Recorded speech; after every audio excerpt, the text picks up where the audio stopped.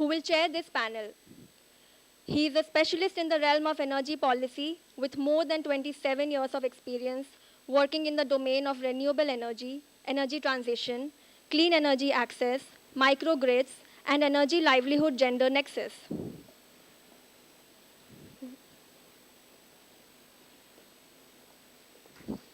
Welcome, Dr. Palit.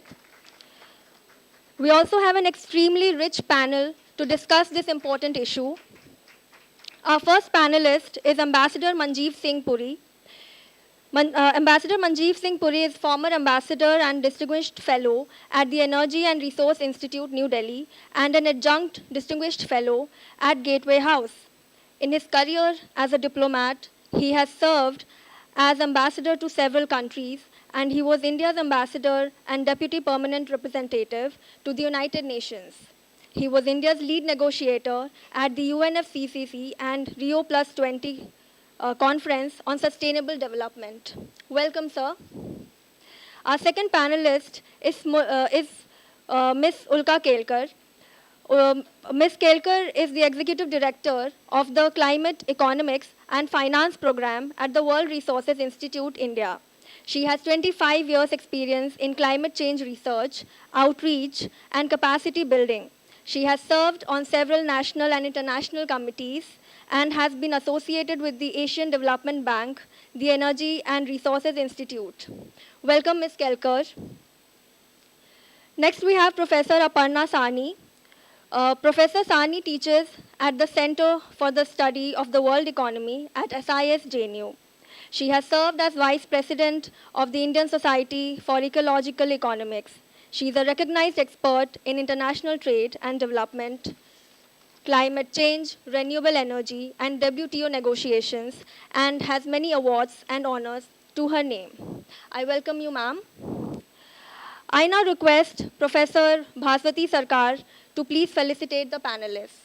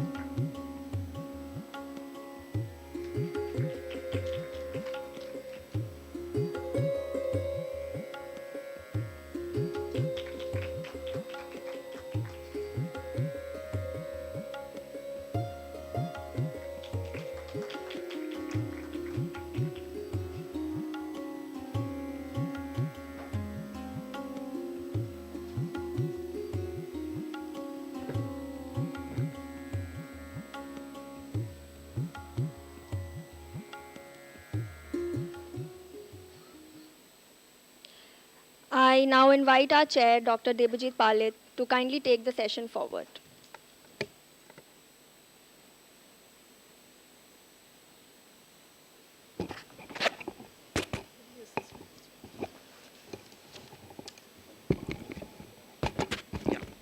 No, I think it's not working.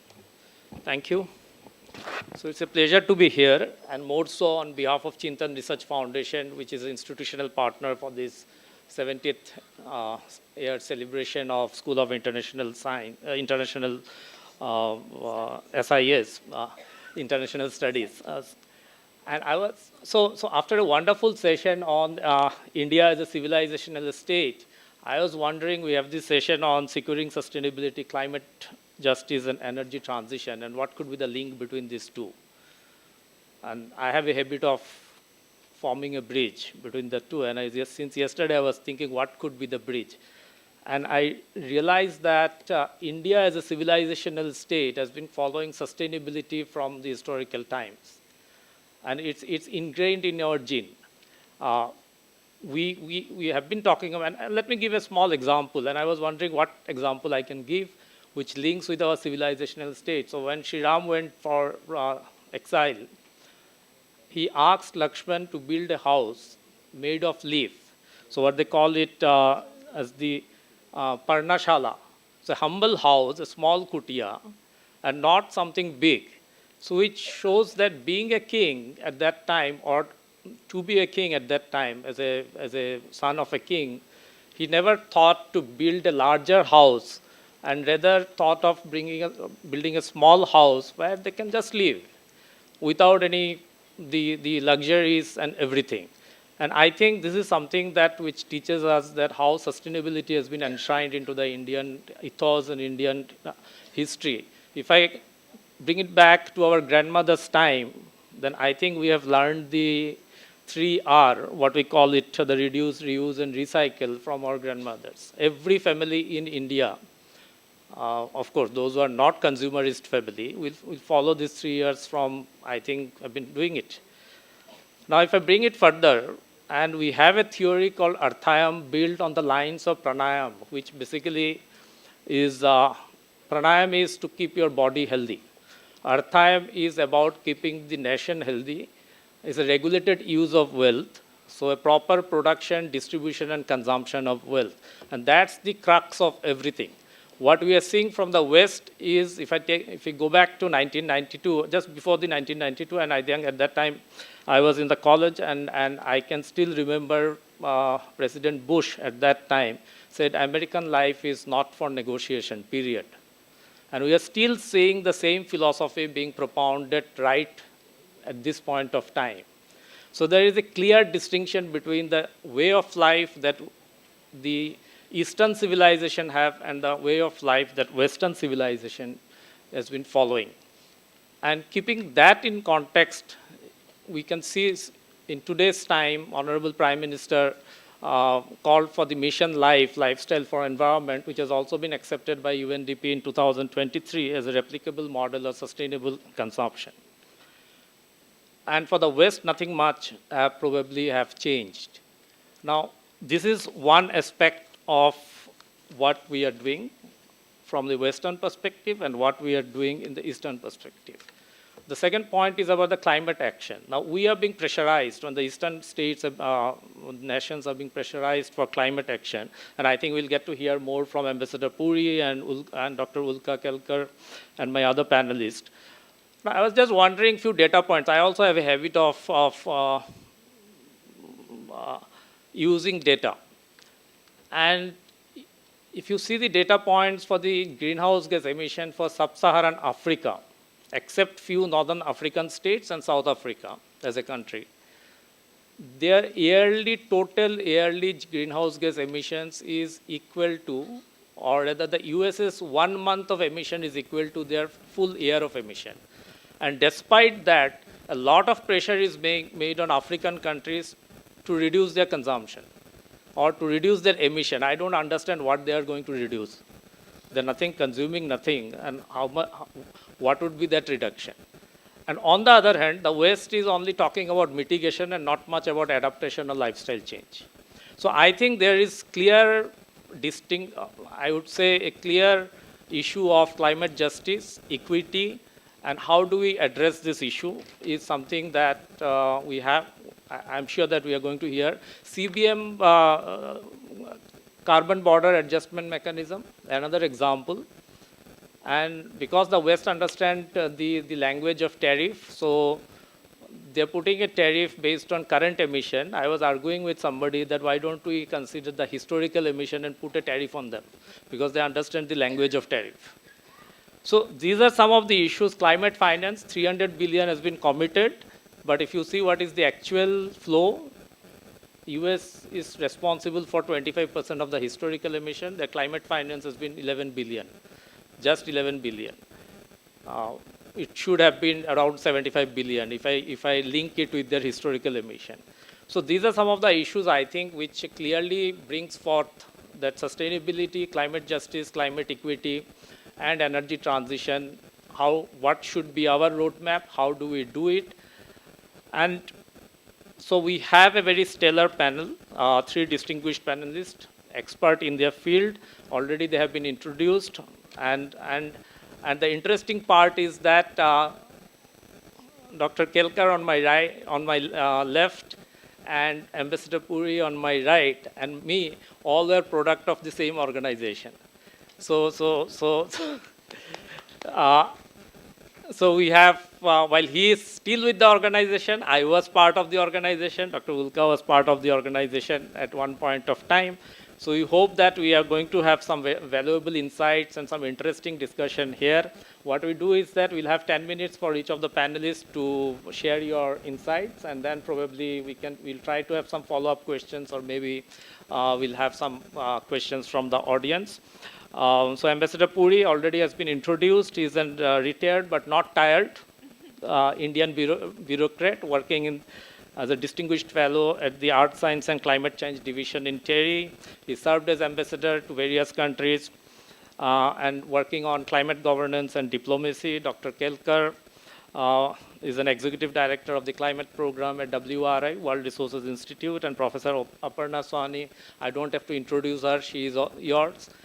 From this institute only. And the interesting part is that Ambassador Puri works on climate governance, and climate governance, I think, is pivotal for climate finance, what Ulka is working on, and climate trade, what Professor Sawhney is working on. So I would first request Ambassador Puri to share your insights on what should be the governance and how do we make an equitable and better governance structure, especially from the perspective of global South countries.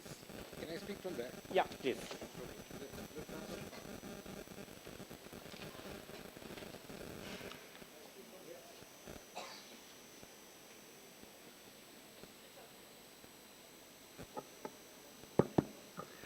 Mr. Chairman, thank you very much. The organization he referred to was TERI, by the way. They have a school of advanced studies not far from here. So look, I want to first say something to you to sort of excite you all, I know you're waiting for the end of this conference, the valedictory session is going to happen very soon, and so on and so forth. I'm not a JNU product, but I've come here many times and I have the privilege of serving on the advisory board of the Center for European Studies, and I'm very grateful to Professor Sarkar, Gulshan, and all the others who've done that. But I want to tell you, all of us are sitting here, we are actually all pontificators. There's only one man who's sitting in the hot seat, and he's sitting in the second row out there. So Luther Angredi, just come up a little bit. This is the gentleman who's the head of the Ministry of External Affairs Legal Division, perhaps the one point person who has been there in the negotiations and will be there in Belem. So let's understand, who are the guys who know what's happening, and the rest of us can keep, we can do post-mortems, we can do ante-mortems and keep looking at all of this. Professor Palit, you asked me this question, what should be the governance? I can try to answer that in various ways, but let me say this to you. Let's first understand where are we and what is happening. What we desire is a different matter. You may just be lost out on what you have. That's the problem that you currently face. Let me try and stress this to you. How many of you have seen rains in Delhi in the first half of October? Diwali is around the corner. And we are not the only country which is seeing all of this. It's happening in the Western world. It's happening across the world. So, there's something to it. And we can't just accept this bland statement by the leader of the most important economy in the world, Mr. Trump, that climate change is the greatest hoax ever invented in the world. That's what he said at the UNGA, the exact words. Now, I want to therefore just leave this thought with you. This genie is out of the bottle. 3.5 years, maybe we'll have to listen to this particular thing from a particular element of the world, a very important element. But the reality is this genie is out of the bottle. And frankly, all of us need to work to deal with it. For long, all of us from India have spoken about a very simple thing, two sets of factors. One is that we in India, just let me tell you this, we're very proud of saying the following things, that we are the fourth largest economy, or we will be by the end of this year.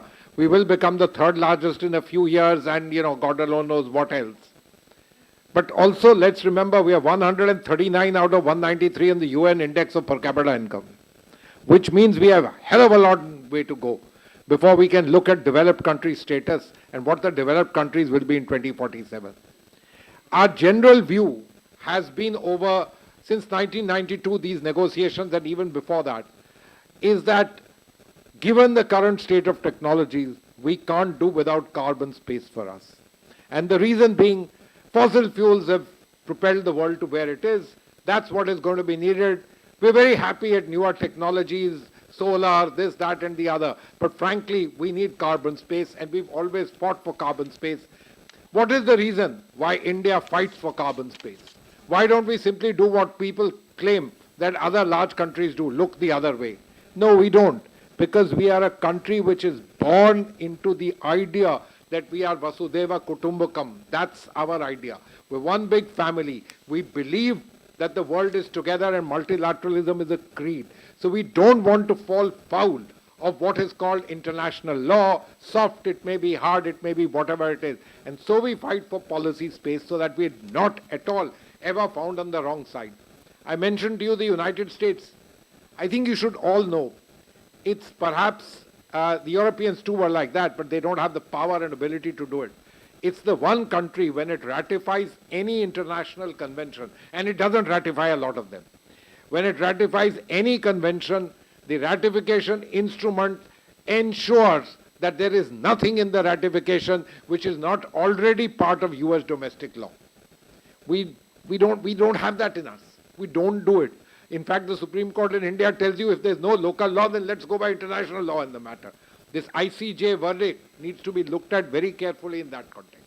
So the big point I want to make to all of you today is that today, for the first time since 1992, rather 1988, when the IPCC was set up, for the first time you are actually having a major challenge on the entire idea of global cooperation and the institutional mechanisms under the UN, UNFCCC, etc., to tackle climate change. This is the first time. In 1992 at Rio, the US tried all kinds of things, but none of them said that we don't want to have a convention and that climate change is a hoax. None of them said that. Nobody has said it. The only guys who've been saying that are fringe elements. Everybody said we have to do something. Obviously, they've always tried to have guardrails that you do more and I will do less. That's a different matter from the state of play in which you are. And don't be so sanguine that nothing can happen. They've withdrawn from the Paris Agreement. Incidentally, they're still part of the UNFCCC. And we don't know which way it will go. Recently, we had the president-designate of the COP, André de Lago, here, along with the former chief negotiator on the part of the United States, Jonathan Pershing. And Pershing had no choice but to admit, don't underestimate the disruptive power of my country. And this is something you should realize. And I'll make a few other points to you. Baku went in for a lot of criticism. And I'm not talking about our getting up after the event and saying that 300 billion is not enough and we should have had a chance. No, Luther, I'm not talking about that. The criticisms came from whom? The criticisms came from the activists. Because they said that nothing much is happening. The group of elders of the world, former presidents, etc., put out a statement saying that this process is no good, it's leading to nothing. Later on that they had to tone down because many people turned to them and said, so what do you want? Bilateralism on a global problem of this scale, how is it going to work? And so therefore, they toned some of it down. There are other issues. People say that the COP has become too big. It's become one of the biggest tamashas that the world ever has. If any of you were in Dubai, you will testify to that.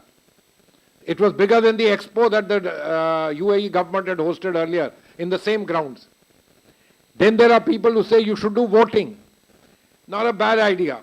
And there are people who talk about this being a standing conference like disarmament. Have we achieved anything on disarmament? I don't think so. Yeah.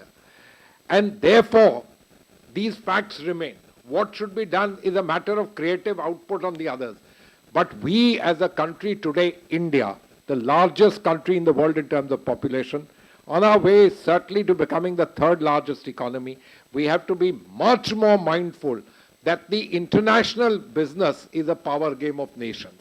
Much more business. But at the same time, we have to recognize, as we started doing from Paris, that we have vulnerabilities of the kind that nobody else perhaps has. And therefore, we can't be naysayers. I don't know if any of you recall, but before the Paris COP, the New York Times had a cartoon on its front page. It showed the COPs on a rail, like a railway engine. And that was the COP. And in front of the railway engine, there was an elephant called India, which was blocking it from happening. And we turned out to be the country which ensured that the COP in Paris was a success. And we've repeatedly done it for the last many years while ensuring that we don't continue to go against the idea of policy space for ourselves. This is, I think, the most important and fundamental point. I'll make one more point and then stop because I think I've already taken over my point. And Professor Thani, this is really for you. You know what the Brazilians are some of the world's best diplomats. They gave us the UNFCCC, they gave us the Rio Convention. They know how to bridge the gap with the Western world, the old white Caucasian world. The power still rests with them. Don't buy all these theories that the power is not with them. The Chinese may be about 20% of the global economy, but the Western world is more than 50% of the global economy. And all thoughts, ideas still continue to come from them. We are a part of that particular thing. We're having this discussion in the English language after all. Let's understand that. Let's also understand something which is particularly very interesting in this context. The thing that was mentioned by the chairman, this thing called CBAM, is just one of the ideas. But the linkages of trade and climate. For long, countries in the global south have resisted these two, saying that on the trade side, since you didn't have environmental conditionalities totally built into the WTO, yes, there are discussions on the environment and sustainability. This can't go in there. We want it discussed under the UNFCCC. And the Caucasian countries, the Western nations, never want that. Why? Because here lies the fundamental principle of differentiation, which is at a much weaker level when it comes to the trade negotiations, where they're special and differentiated, vastly different from the CBDR, which guides climate negotiation. And they have never wanted it. The Brazilians, who are really, as they say, out there without any paddle, have decided that instead of focusing on further negotiations, targets, and so on, let's try and focus on implementation. A good idea, given the kind of hostility that you are facing from the most important economy in the world at this moment. A great idea. But what is it that they've said that they would try to do? They'll try to see if some kind of a mechanism can be set up to look at the ideas of trade and climate and what can be done in synergetic. Now, this is a thought which I believe in India all of us should think through. Should we do what we did when the WTO started talking in terms of trade for services, say, sorry, it's not part of the agenda? Should we jump in and accept this? Then remember what happens at the thin end of the wedge. But this is going to be an issue right now at this very COP. And I want to leave this thought with all of you. You're talking about climate justice, money, and all of these particular things, Mr. Chairman. Look, several of these things we talk about, when we talk in terms of inter-country, intergovernmental processes as nations, we have every right to talk about them. But what do those chaps do? They turn around and speak in terms of what is the situation within your country. And if you've seen our Gini coefficients and where we are and inequities as far as we are concerned. So, these are all issues which need to be delicately balanced when you raise these particular arguments and we take all of this forward in terms of the real arguments, because this is a power game of nations. Let me assure you, how many global conferences that take place under the auspices of the UN see heads of state and government routinely going and participating?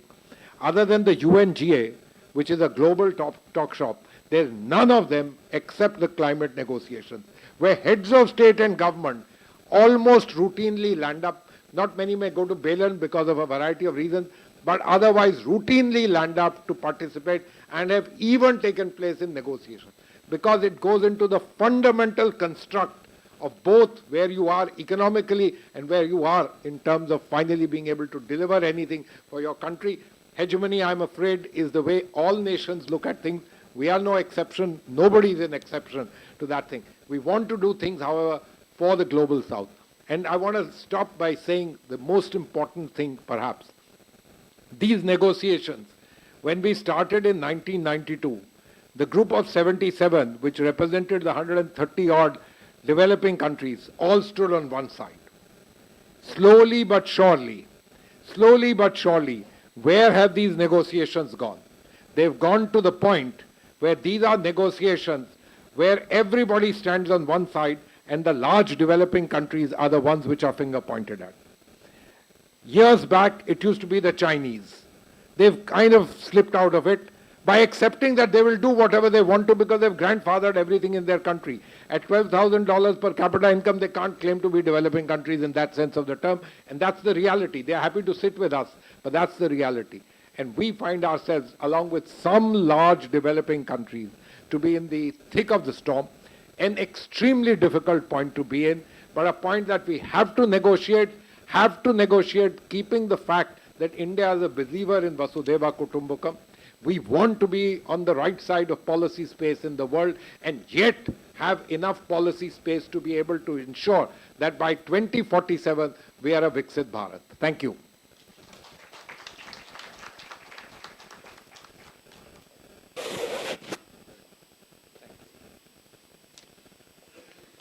Let me now request Dr. Ulka Kelkar. She has been working on the climate finance, and that's the most important subject. We failed in Baku. We could not conclude any discussion in Bonn. I hope something comes out in Belam. So, Ulka, the floor is yours. Yeah. Thank you. Thank you very much, and I'm really thrilled to be in JNU. I graduated from here in 1999 with a master's in economics. Really hard to believe 3 decades have passed.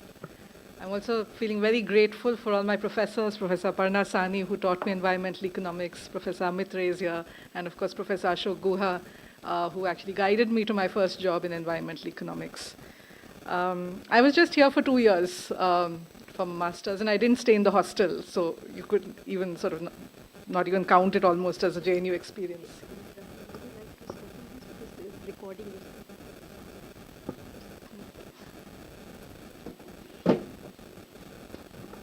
Thank you very much. It was a very exciting time at CITD at that time. The Asian financial crisis had just happened. Amartya Sen had just won the Nobel Prize. And it seems really hard to believe because, we in the field of climate and energy, we talk about time spans of 2 to 3 decades. Sometimes they seem like very long, a lot can happen, but sometimes they also pass in the blink of an eye. One of the things that I am thinking about more and more these days is that when I first started doing literature reviews in 1998, 99 of climate change studies, scientists at that time were making predictions, projections for the scenario that would unfold in the 2020s. And I really find these days that everything that we are seeing, longer heat waves, more extreme rainfall events, more frequent storms, all of those kinds of predictions that scientists had made in the 1990s for the 2020s are coming true, they're coming to happen right on schedule. So I'm very glad that this Aravalli Summit is not just looking back at the origin and evolution of SIS, but also looking forward to a world 2 to 3 decades from now, where India will be a developed country, but the world might also be a much hotter place, a much more severe kind of climate. Since the theme of this session is about securing sustainability, but it's also about climate justice and energy transition, it seems to recognize that there might be some trade-offs.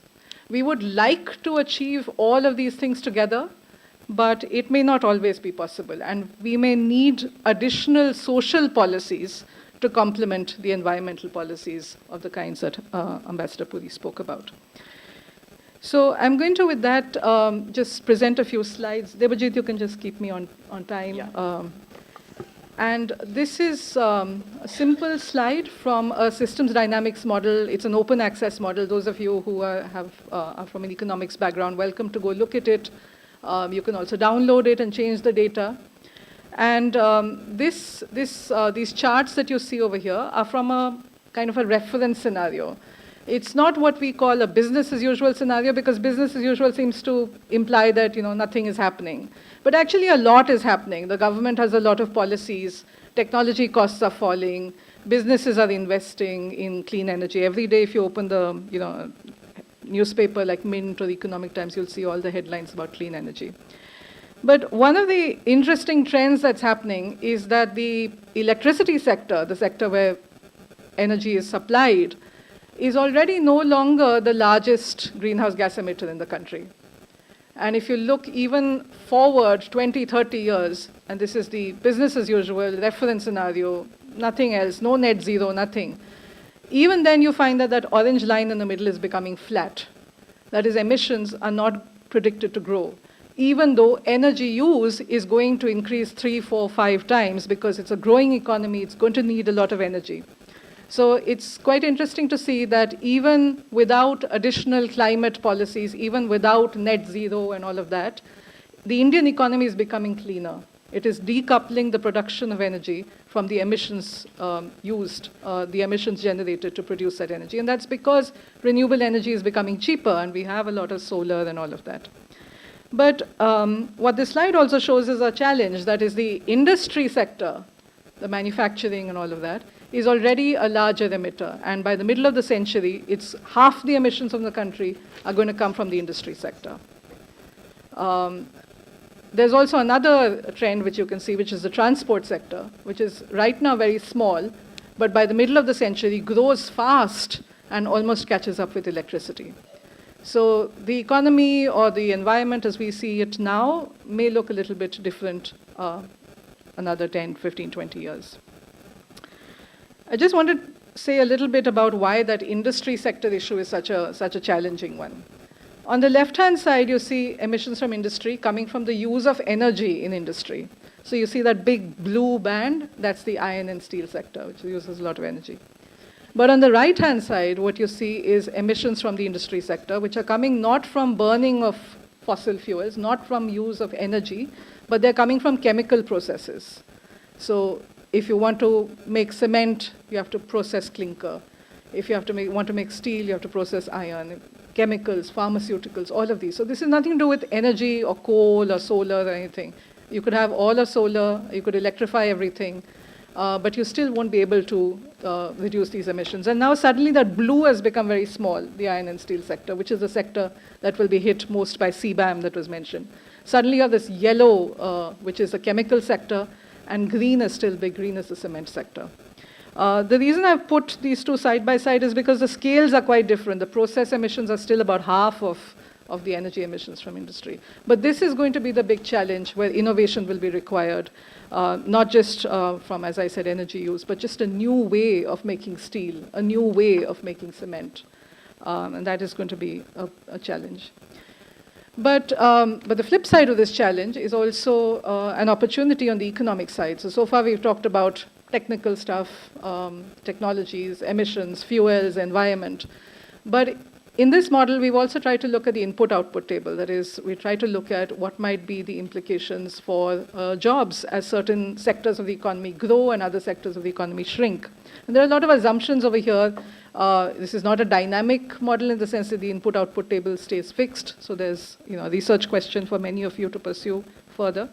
But what this shows is that while the jobs in mining of coal or petroleum or oil and gas might shrink in the future as a result of India's net zero 2070 commitment, there will be an increase in jobs in manufacturing, construction, utilities. Why is this? Because we'll be building more solar farms, building more wind farms, manufacturing more electric vehicles, constructing more green buildings, possibly even generating more green hydrogen. So this is the additional 2 million jobs. Now, those of you who study the economy know that, of course, this is quite a small number. But the reason why environmentalists think this is important is because it points to the fact that it need not always be an environment versus development trade-off or an environment versus development debate. You could have small positive gains. You could, through a judicious choice of policy levers, come up with a trajectory where you could create gains for the economy on average, on net. If we go deeper into the types of subsectors, sub-industries, or types of jobs, we find some interesting points to be considered.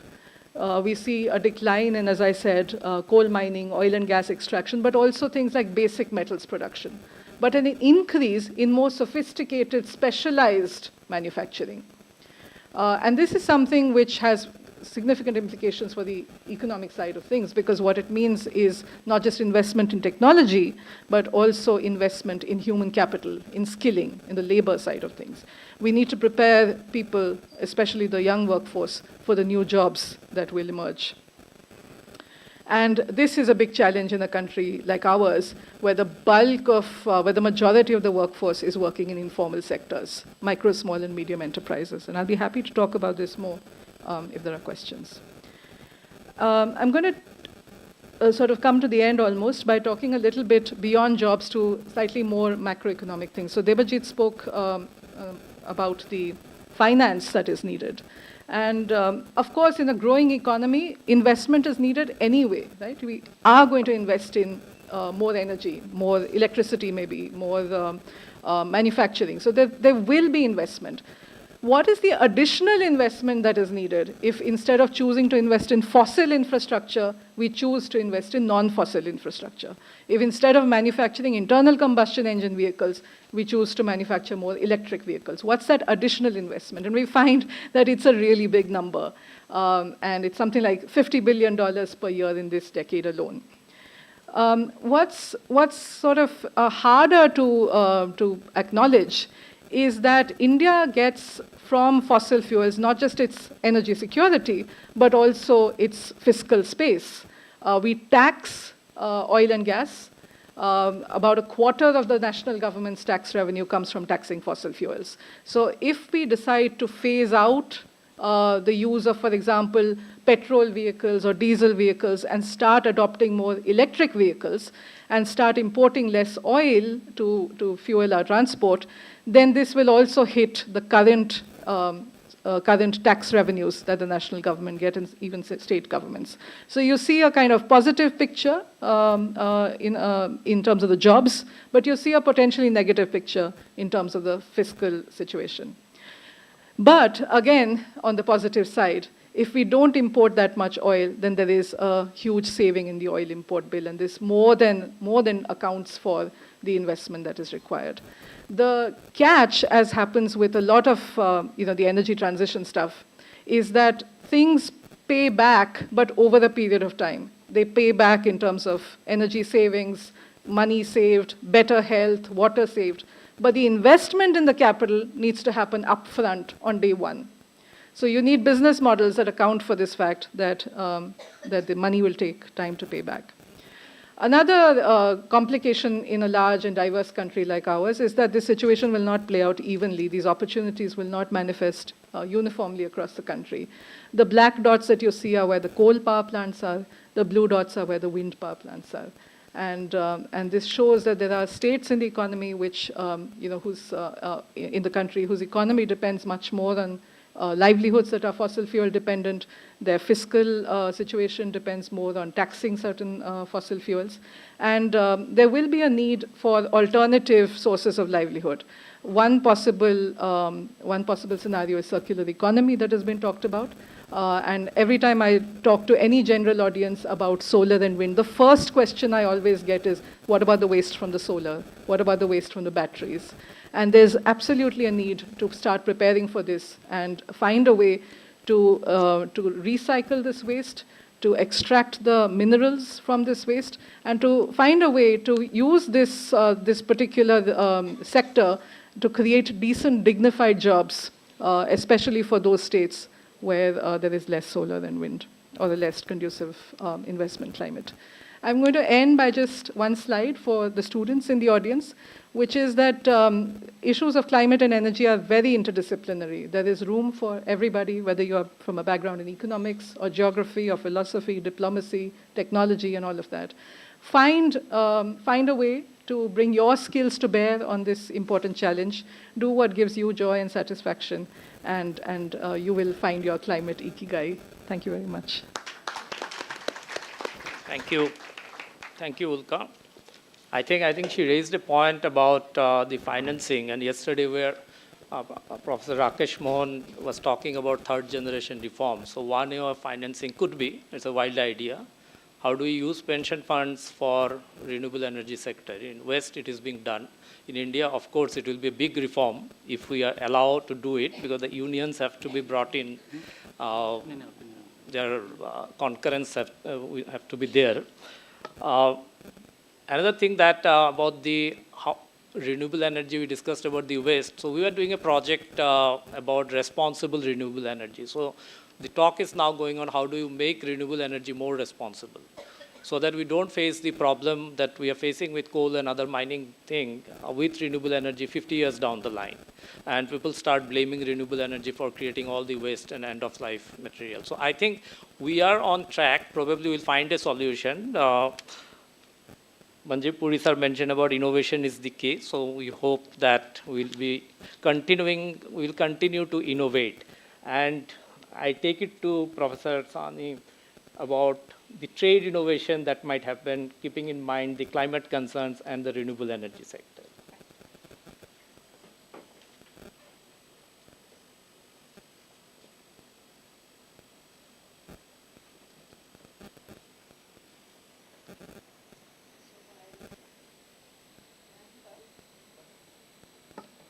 Okay. Good afternoon. Thank you, Chair. And so while Shakti is helping me set up this, I would like to thank the organizers for including me in this August panel. And while Ambassador Puri gave me a challenge, he actually answered it himself about negotiations. So I don't need to get into that. But I will also say that I am absolutely thrilled to be sharing the stage with my former student.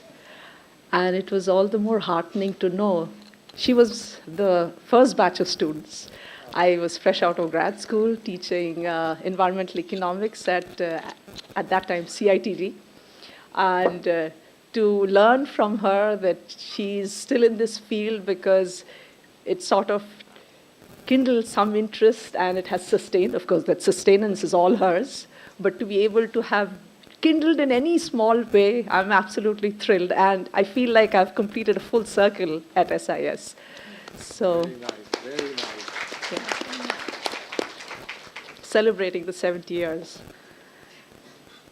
Okay, while it is still being set up, I have just about 5 slides. I knew I was going to be the last speaker, so I'd probably get about 8 to 10 minutes. So that'll not be too much.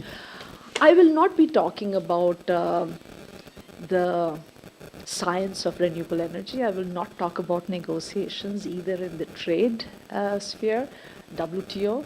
I will also not talk about multilateral environmental agreements and where we stand or the COP. I will just share a couple of very simple ideas because I thought I should be saying something that could at least complement what the key researchers, including the chair, who's done extensive research on energy, electricity, renewable energy. So I do hope you will bring in some of your own results in. I will begin by essentially addressing the title itself, sustainability. And the next part of the title was climate justice and energy transition. Sustainability, as we all know, is essentially developing in a manner such that what we leave behind for the next generations to follow, they would have the capability to be at least as well off as us. Thank you. All right.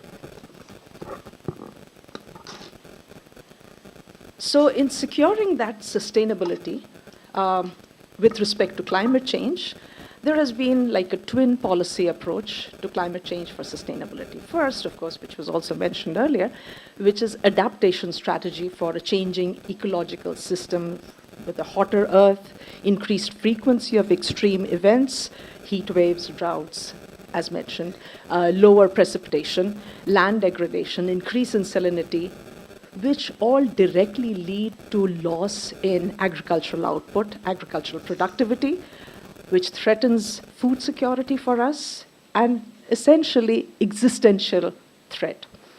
The second, which is mitigation strategy, to transition away from fossil fuels, reduce the carbon emissions, greenhouse gases, often measured in terms of carbon equivalent, and increase the renewables in the energy basket. So India's goal is to reduce carbon intensity by 45% by 2030, and also increase the non-fossil fuel-based power capacity to 500 gigawatts.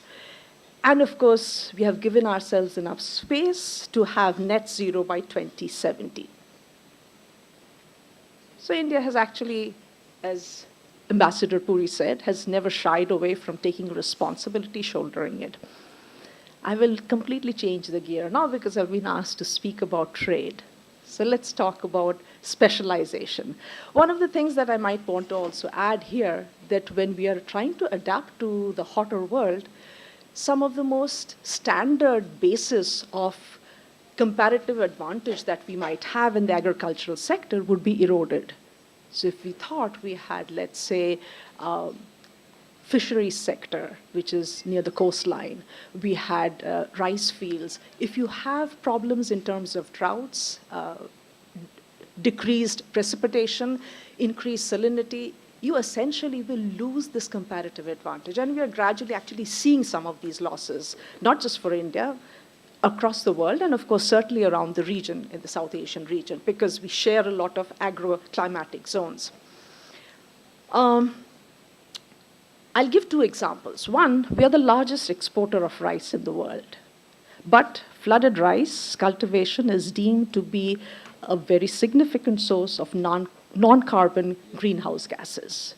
So which means we are also under a lot of pressure to move away from having flooded rice. We also said that we have problems in terms of losing agricultural productivity. Second, and this is something very close to heart in recent times, because we've been talking about tariffs, punitive tariffs, and erratic moods of Trump. I'll not get into those. We specialize in refining crude petroleum and have emerged as a major player in the global value chain of petroleum refining over the last quarter century, especially since 2001. We also have a niche market in the export of renewable energy technology equipment, including solar PVs, modules, panels, wind turbines, components, and parts. In terms of the magnitude, the last bit, which one would think as green technology exports, it is really quite small. It is also dependent on imports, maybe to the tune of $1 billion to $2 billion. How large are we in terms of the export earnings in rice? Maybe about $11 to $12 billion.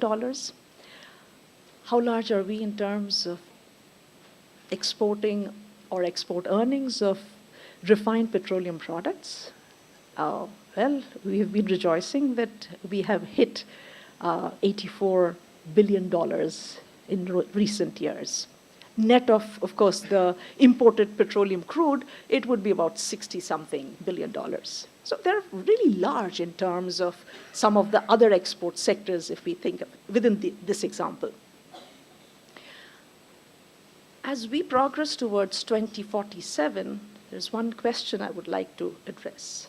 How consistent are we in our export strategies with our climate goals? We are talking about exporting of fossil fuel-based refined petroleum products. The refining in itself is a high energy intensive process. So the climate costs of export earnings. So some of the stellar export performance camouflage deeper environmental costs. And this is irrespective of what the WTO might have on processes or product standards. It doesn't matter. I'm just looking inside and looking at ourselves.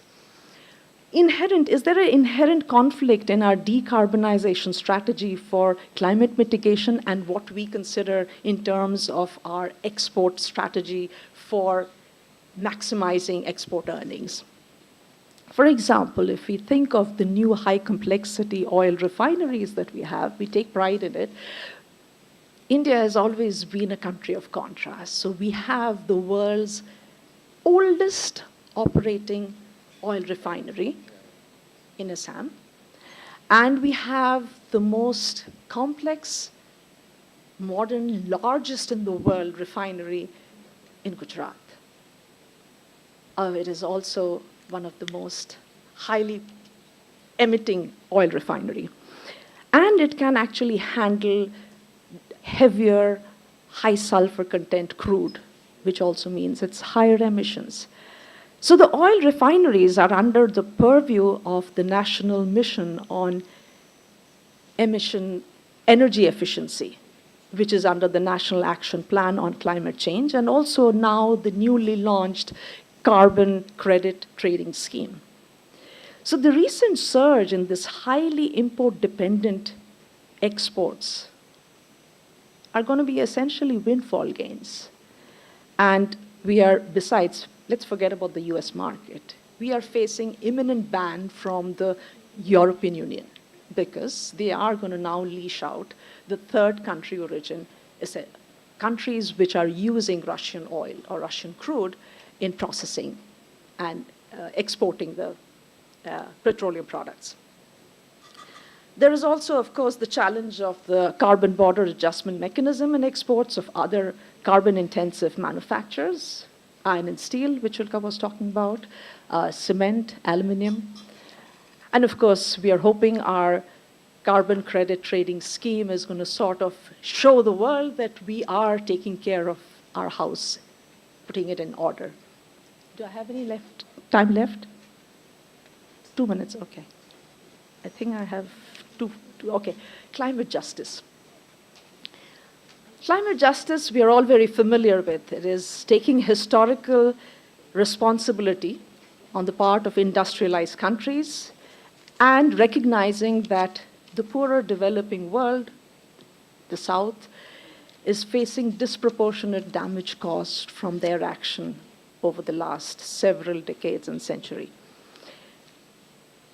So that's internationally. We champion for climate justice. How about I turn it inside? Do we have climate justice within the country? And sometimes, contradictory enough, it can be in the clean energy transition itself. Green land grabbing, not my term, is an established phrase for renewable energy projects from local pastorals or pastoral, essentially green pastures, which also have very high solar irradiation and therefore great for trapping and harvesting solar power, happen to be common property resources which the pastorals are using. And essentially there is land use change, which then moves it over for renewable energy. So the protest against such green grabbing for mega solar and wind projects in India have also come from Rajasthan and more recently Ladakh. Worldwide, we have had it from Brazil, China, Kenya, US. These have often been accompanied by legal challenges in court and sometimes restored back to the community. So we need to look at internal climate justice in our energy transition. We are a very large country, very diverse. We are not trying to be all uniform, right? So our transition to clean energy cannot afford to disrupt or destabilize the delicate natural balance of fragile ecosystems, cannot diminish other sensitive environmental aspects of social equity. Kelkar just talked about the end of the pipe, end of life solar panels causing pollution. We are also talking about the beginning at the cradle level. There can be trade-offs. We don't want to get into that trade-off. We can recall the wisdom from Professor N.S. Jodha and Nobel laureate Elinor Ostrom's work on the importance of local communities and institutions in the sustainable management of the commons for ecological sustainability rather than adopting a top-down governance uniformly. Our carbon neutrality cannot be achieved at the cost of disrupting the fragile ecosystem balance in the Himalayas. There is also another thing. Under the National Action Plan on Climate Change, we have several national missions two of them cannot be taken as a trade-off. So we cannot trade off between the national mission for sustaining the Himalayan ecosystem versus the targets that we set for the national solar mission or for the nationally determined contributions that we have made under the Paris Agreement. We need to have a holistic, balanced path in energy transition. India, I have to acknowledge this, and I have celebrated it myself, that we have been very bold in implementing market-based tools and instruments to enhance renewable energy capacity, renewable In 30 energy-based seconds. generation. 30 seconds, okay. These include feed-in tariff, dynamic renewable portfolio obligations, renewable energy credits, then energy saving credits, which are under the PAT system. So we need to be equally bold in adopting a holistic approach to climate adaptation and mitigation, encourage renewable projects on wastelands, old industrial or brownfield sites, encourage novel ways of harvesting renewable energy. And we have done that. We do have it across India too. So I give the example here. So I will end by saying that while championing for climate justice globally, we have to ensure climate justice within, which is just as critical in the new order for a sustainable future. Thank you so much. Thank you. Thank you, Professor Sawhney. I think we are constrained by time. I have been asked to wind up the session because the valedictory session, I think, is just the way. And after some brilliant presentation by all the three speakers, I don't think can summarize. But overall, I can say that climate change definitely is not a hoax. It is real. And we all have to, and as Ambassador Puri mentioned, we all have to work together to address the issue. And sitting in an academic institute after three brilliant presentations and a lot of issues being raised, I think it's a food for thought for many, many PhDs to come out from JNU, each one taking one of these issues and trying to find a solution. Because the government policymakers definitely look forward to academic solutions which can be converted to policies and address the real problems on the ground. I think that's the bridge that we have to meet. Otherwise, policymakers don't speaking with the academia, or the academia not speaking with the practitioners is not going to address our problems, because the problem is a very complex one, and we have to find innovative solutions. Thank you so much. Thank you all the panelists for the wonderful presentation. And thank you to the organizers for giving us the opportunity to share our insights. Thank you. Devaji, thank you very much. Thank you. you. Photograph. Okay? Sure, let's stand up.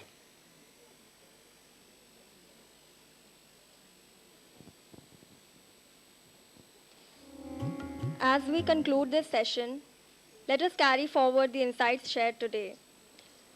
The discussions today highlighted India's potential to be the front runner in ensuring equity while dealing with the climate change crisis through energy transition. On behalf of the organizers, I thank our speakers for their rich perspectives and our audience for their engagement. This brings us to the end of the working sessions. Please remain seated for the valedictory session. Thank you, everyone.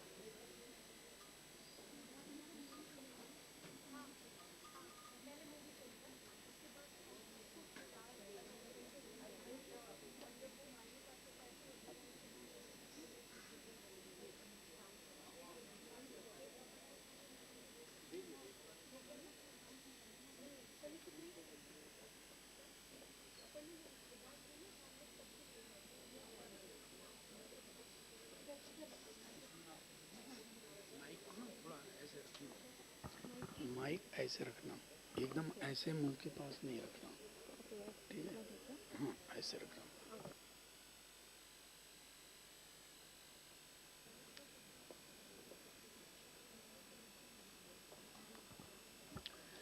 Good evening, everyone. I am Madhulika, a PhD scholar at CPOD SIS JNU. I extend a very warm welcome to all of you to the valedictory session of our conference titled, What Kind of Global Power Will India Be? Over the past 2 days, we have engaged with questions of governance, technology, economy, sustainability, soft power, and India's global vision. This closing session brings together reflections on India's place in the world as it prepares for 2047. We begin with a documentary which traces the journey of SIS over past 7 decades.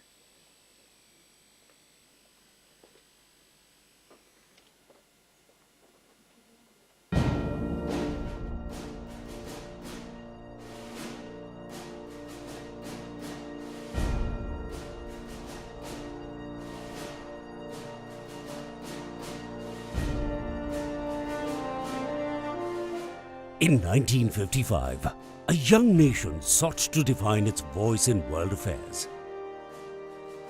At Sapru House in Delhi, the Indian School of International Studies, today's School of International Studies at Jawaharlal Nehru University, was born.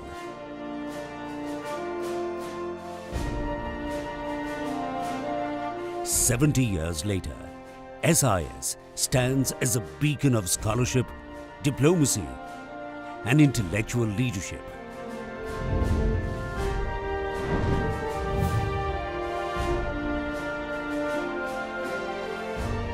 SIS was conceived with a bold vision.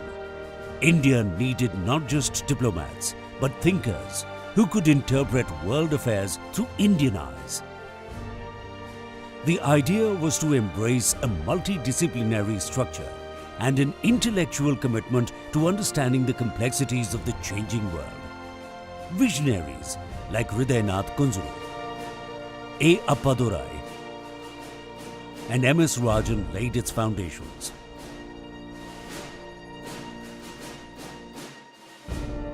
Its journal, International Studies, launched in 1959, became India's first scholarly platform in the field, and its seminars brought global intellectuals to Delhi. The aim was clear: to produce knowledge rooted in Indian realities, not borrowed paradigms. I came to Delhi, an 18-year-old boy, exactly 60 years back, and I entered the portals of Sapru House, where Indian School of International Studies was located. That is the parent institution which spawned the School of International Studies in Jawaharlal Nehru University. And whatever I am, I owe it to the Indian School of International Studies and School of International Studies. Indian School of International Studies boasted of a student community which was truly international. Teachers were equally eminent. I remember Hans Marganto coming and teaching us his realist theory. In 1970, ISIS merged with the newly founded Jawaharlal Nehru University. It was a turning point.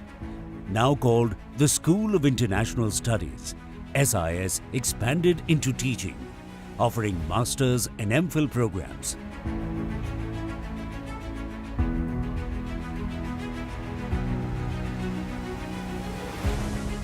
Centers dedicated to the study of regions ranging from South Asia, East Asia, and West Asia to the Americas, Africa, the Soviet Union, and Europe flourished. Scholars like Urmila Fadnis, G.P. Deshpande, P.A.N. Murthy, R.P. Anand, Rahmatullah Khan, Bimal Prasad, and others gave SIS its intellectual breadth. This was also the time when JNU's inclusive entrance exams opened the doors for students from every corner of India, enriching the school's diversity and democratic spirit. I followed my father, the late J.N. Dikshit's footsteps, who was among the first students at SIS when it was located at Sapru House.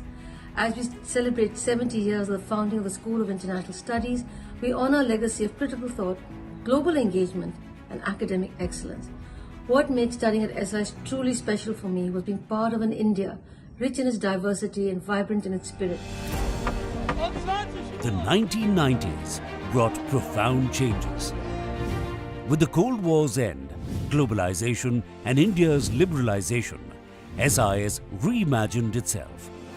A new generation of scholars joined, bringing fresh ideas by introducing critical and post-colonial IR theory and engaging with debates on multilateralism, globalization, environment and security, while deepening SIS's core strengths in area of studies and international law. The launch of the MA in Economics World Economy bridged politics and economics for a globalizing India. Faculty played vital roles in shaping India's nuclear doctrine, WTO negotiations and track to diplomacy. SIS was not just observing history, it was part of it. In SIS classrooms, we have always sought to blend cutting-edge theory and innovative concepts with empirical insights from the field and policy-relevant analysis. Now, this admixture of theory and policy manifested itself quite powerfully in the years preceding the Shakti nuclear tests of 1998. In the 21st century, while rooted in its strengths in diplomacy, security studies and regional expertise, SIS has expanded into new frontiers. Environmental governance, technology, gender, peace and conflict resolution, geopolitics of climate change and regions like Indo-Pacific. SIS shaped the very grammar of an Indian imagination of world affairs. Drawing from the wisdom of the Arthashastra, guided by the quiet strength of ahimsa and dharma, and rooted in the enduring art of civilizational diplomacy. Alumni like Subramaniam Jaishankar, Nirmala Sitharaman, Amitav Acharya, Santi Shri Dhulipudi Pandit carry the school's influence into diplomacy, government and global academia. I'm truly delighted to be back in JNU and very privileged to be invited to deliver the Professor Hridayanath Kundru Memorial Lecture. As you all know, he was the founder of the Indian Council of World Affairs, that is now closely associated with the Ministry of External Affairs, and where certainly students of my generation of JNU spent a lot of our time.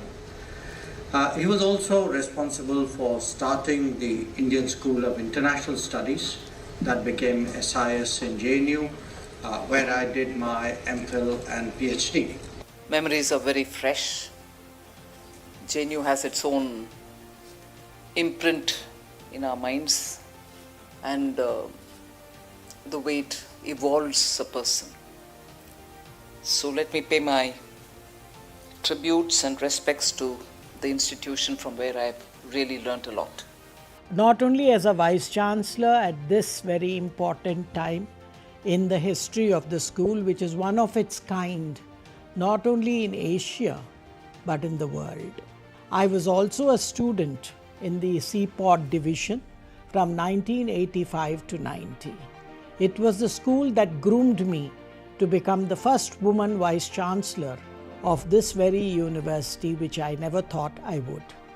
And this school is the topmost in Asia, as well as been getting JNU excellent ranks.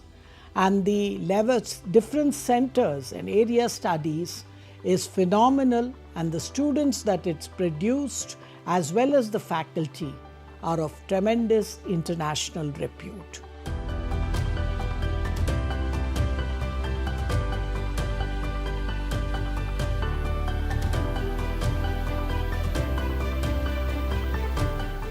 I think one of the most important jobs as an academic is to inculcate an ability to move beyond the narrow confines of our own surroundings and think and imagine things on global scale. SIS as an institution has given me that, and most importantly, it is a place that gives us people, the students from varied social backgrounds, a possibility of doing something and making a name for maybe ourselves. I always wanted to be at a place where I can get academic exposure and learn IR from the best faculty, and SIS has given me exactly that platform. Here we learn not just from academic classes, but various workshops and seminars which have been organized. For 70 years, SIS has indigenized the study of international relations.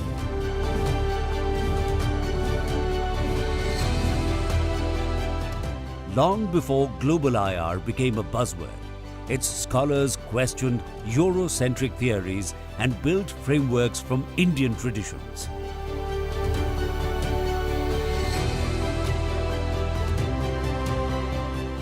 Its impact has been dual, nurturing policy-relevant scholarship while encouraging fearless intellectual inquiry. Students were taught not just to absorb knowledge, but to question it, to see dissent as dialogue and debate as discovery. That democratic spirit remains SIS's greatest strength.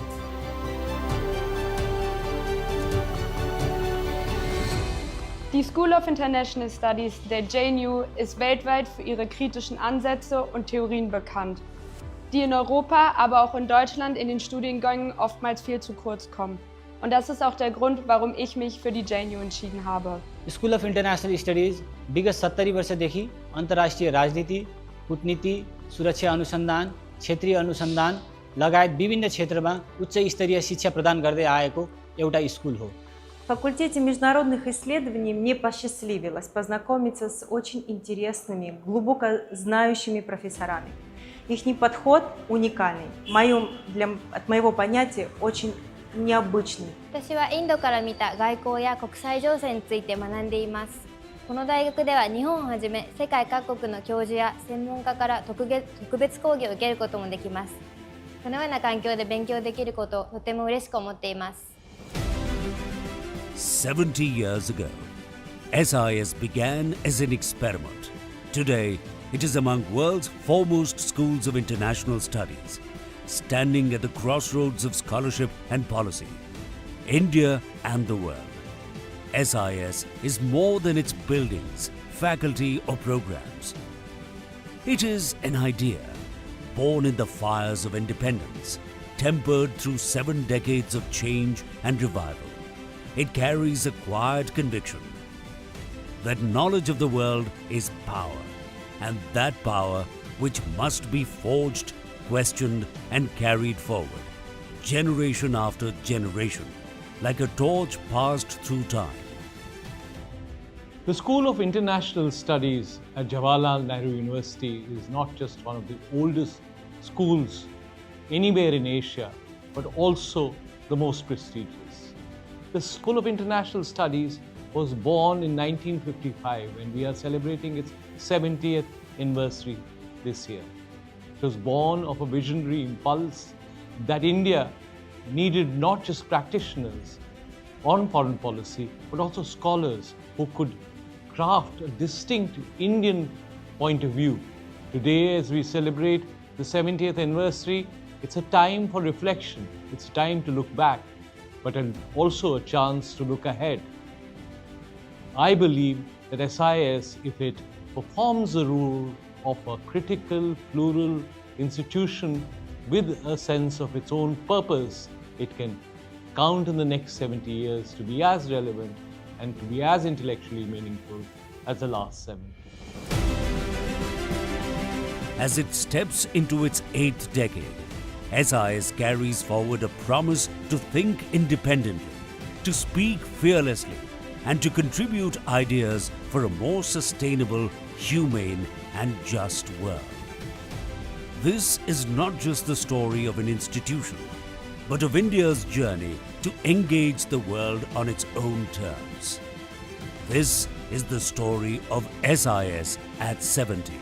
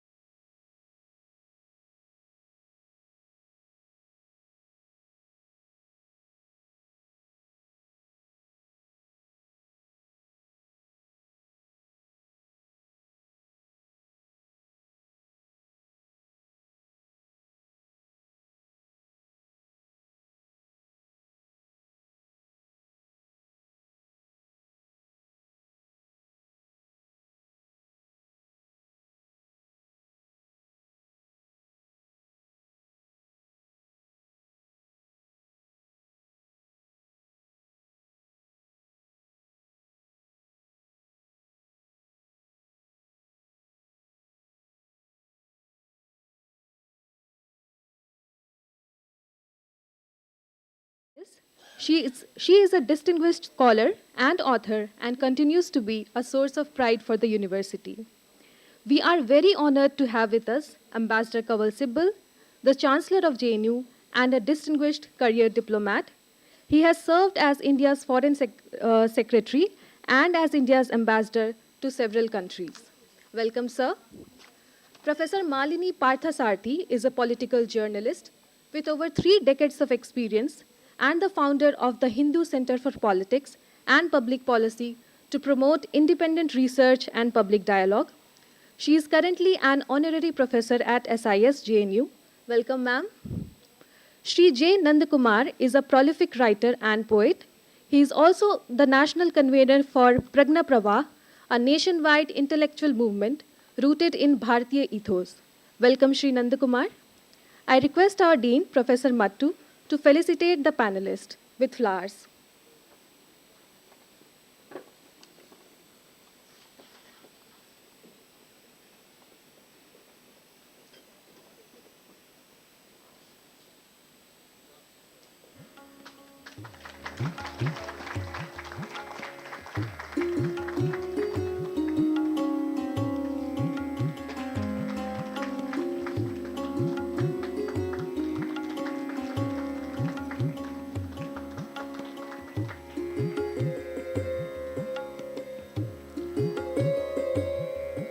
Now we will have Saraswati Vandana presented by Ms. Madhuri and Ms. Ranjana.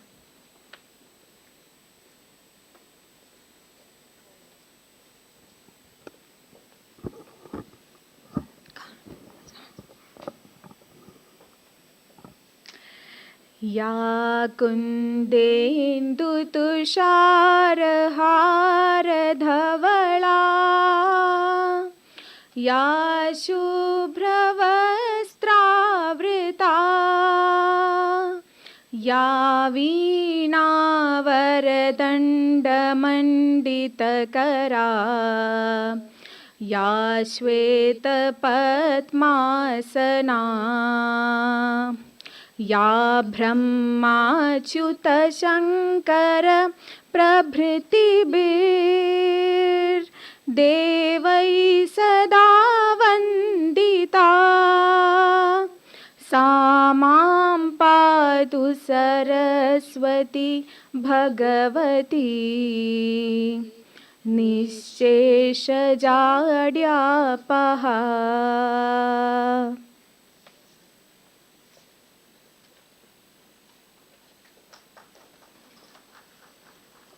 Thank you, Ms. Madhuri and Ms. Ranjana. I now request Professor Pandit to kindly take over the proceedings. Good evening to all of you. Sabko mera namaskar. Ellarkum vanakkam. I would first request the speakers to begin so that I'll have the last word. It's easy to conclude. Then yesterday, I think at the inaugural, we set the ball rolling on to have alternatives for how would you look at India at 2047, Vikasit Bharat in 2047. And I would first request Ambassador Kanwal Sibbal, our Honorable Chancellor, to make his presentation.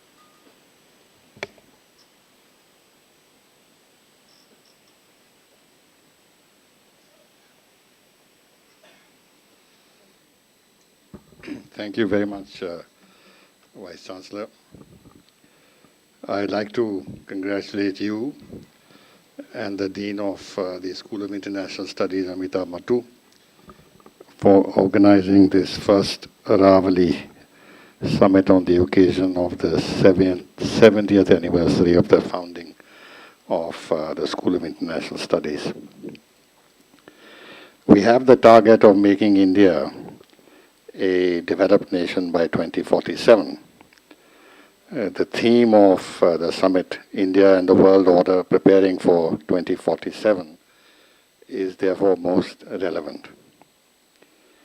For preparing for 2047, India has to address many issues and challenges. The various sessions of the summit, as I've seen from the program, have covered them, be it reimagining the world order, the Indian imperative, our scientific imprint on the globe, the implications for the world of our economic ascent, India at the frontier of technology and innovation, India's global footprint in the areas of mobility, migration, and diaspora, India as a civilization state shaping a new global consciousness, and climate justice and energy transition.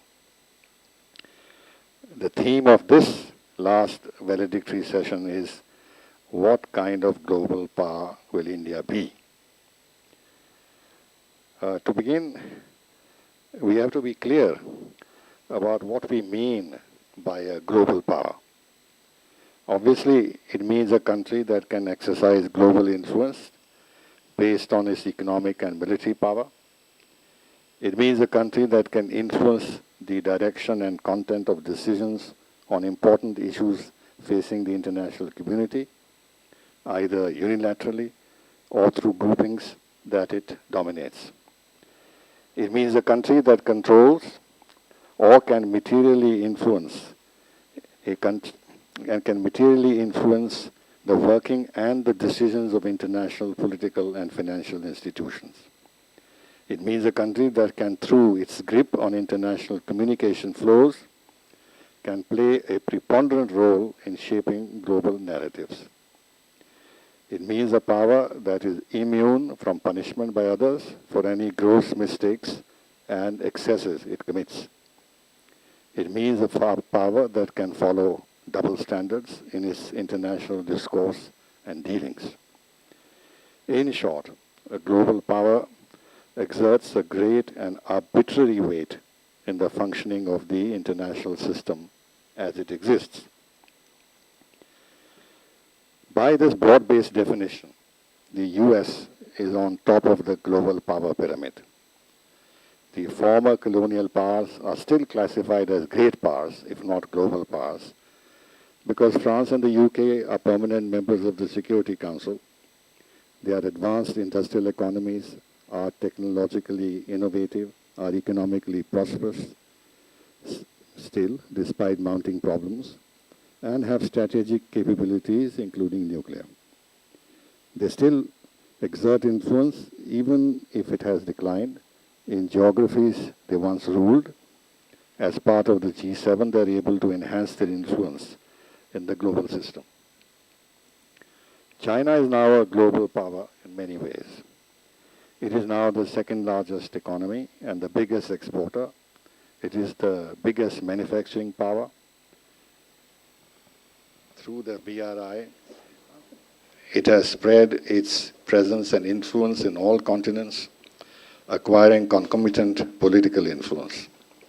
It has assiduously built up dominance in many critical and emerging technologies. It is a permanent member of the UN Security Council and now the second largest contributor to the UN, which in turn has greatly enhanced its influence in the UN system. It is a nuclear power. It has shown its impressive military capabilities in the recent military parade in Beijing. Russia is a reduced global power as compared to what it was at the time of the Soviet Union. It too is a permanent member of the United Nations Security Council, possessive massive strategic military capabilities, is a dominant country in Eurasia, and has influence in other geographies and forums as a counter to the West's hegemony.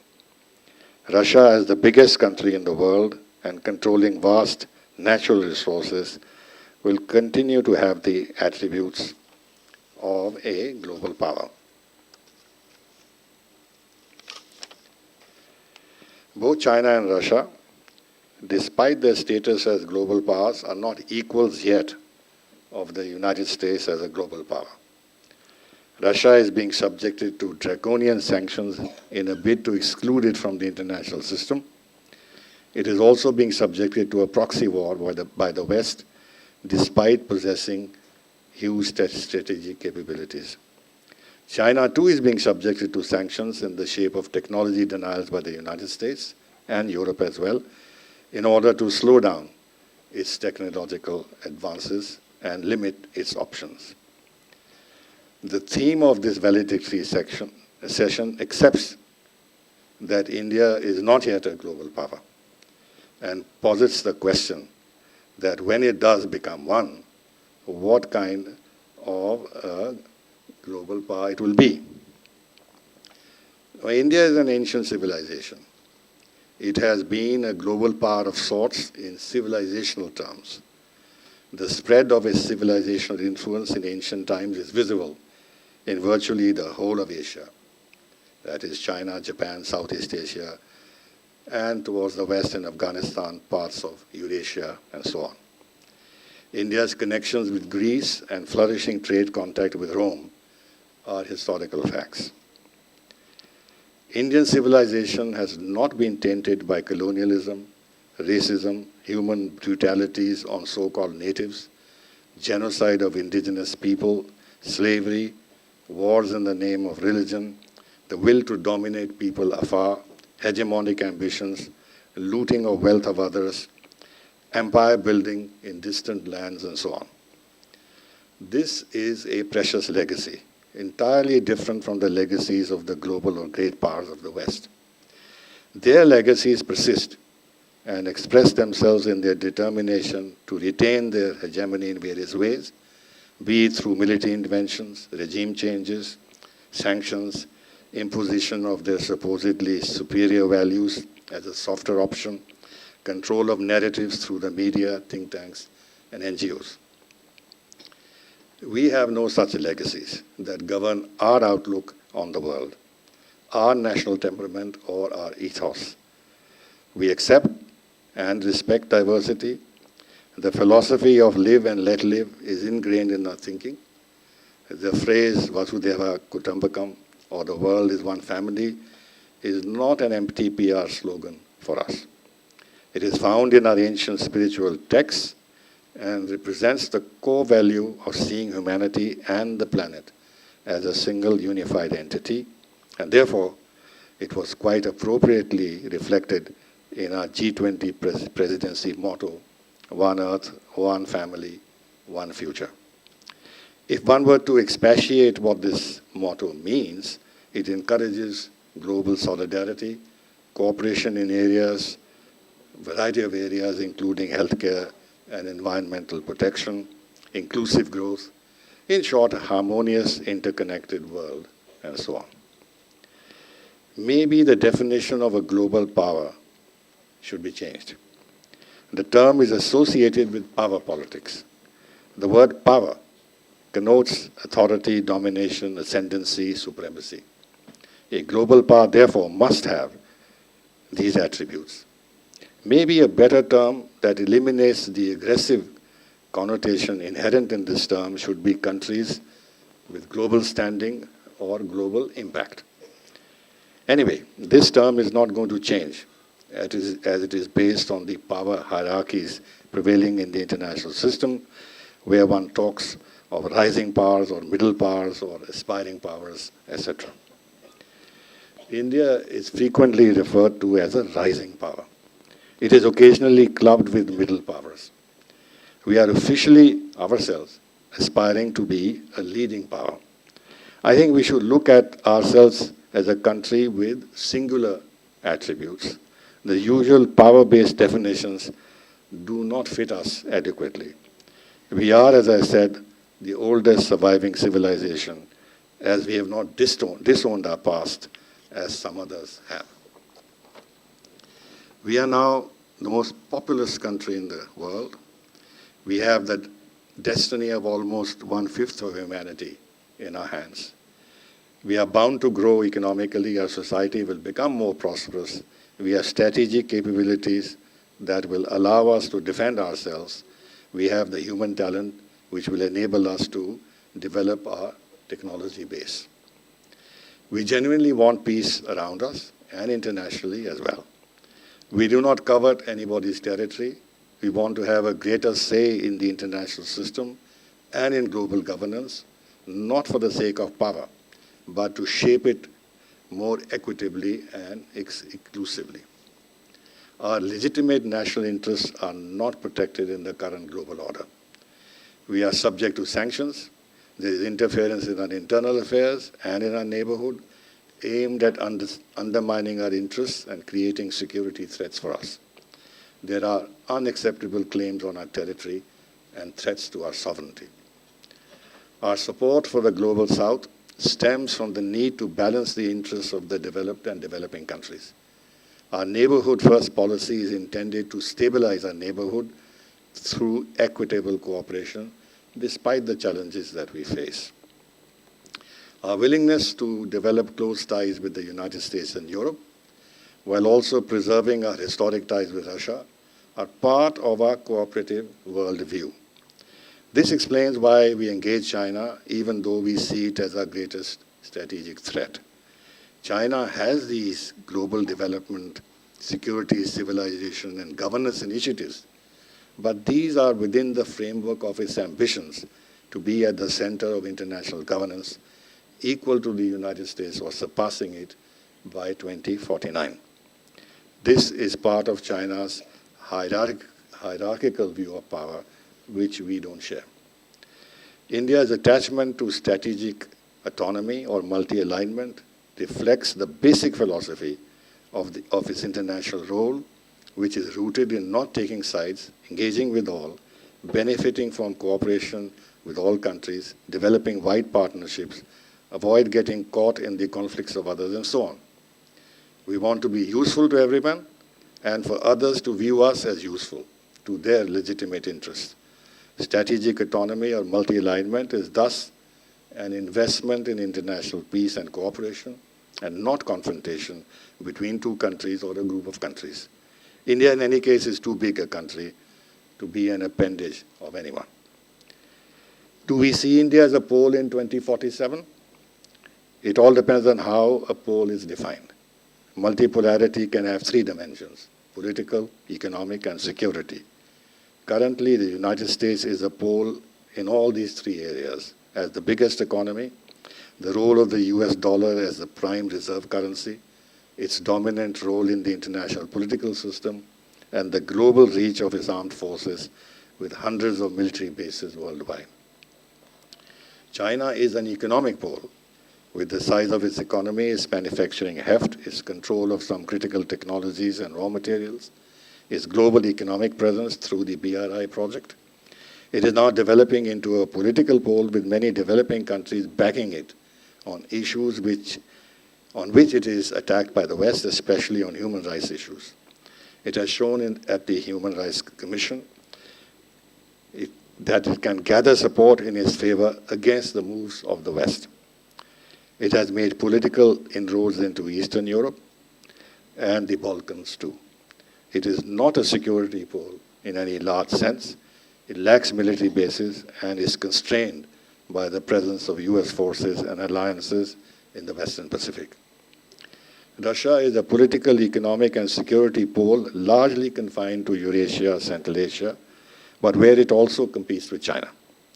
Many countries in the Global South are drawn towards Russia to hedge against Western hegemony, both bilaterally and within the ambit of BRICS and the SCO. India has no ambitions to be a pole that fosters divisions or hedging against one power or another. Its conception of a pole would be to foster cooperation, be a force for rebalancing the international system, introduce its own positive civilizational attributes and ideas into the functioning of the international system, and, as our foreign minister said yesterday, as a first-go country for assistance in our neighborhood in case of dire need, and so on. Now, these are some of my broad thoughts on the theme of today's session. Thank you very much.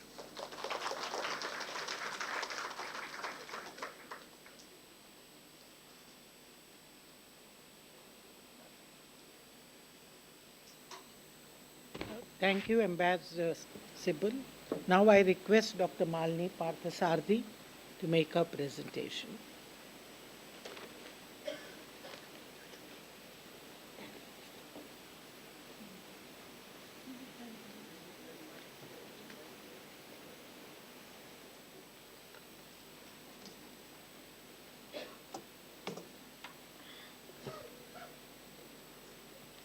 Okay.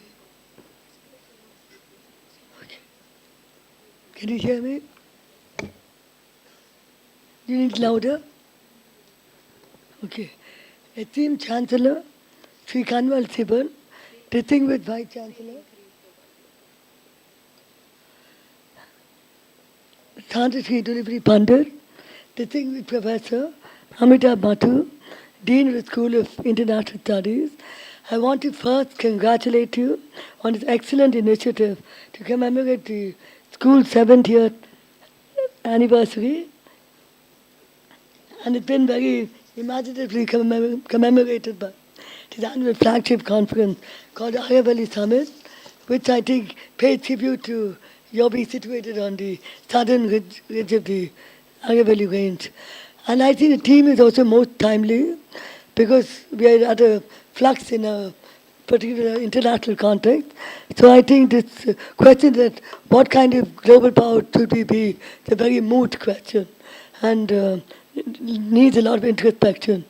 I think it's an interesting question, rich with promise, but loaded with several ifs and buts.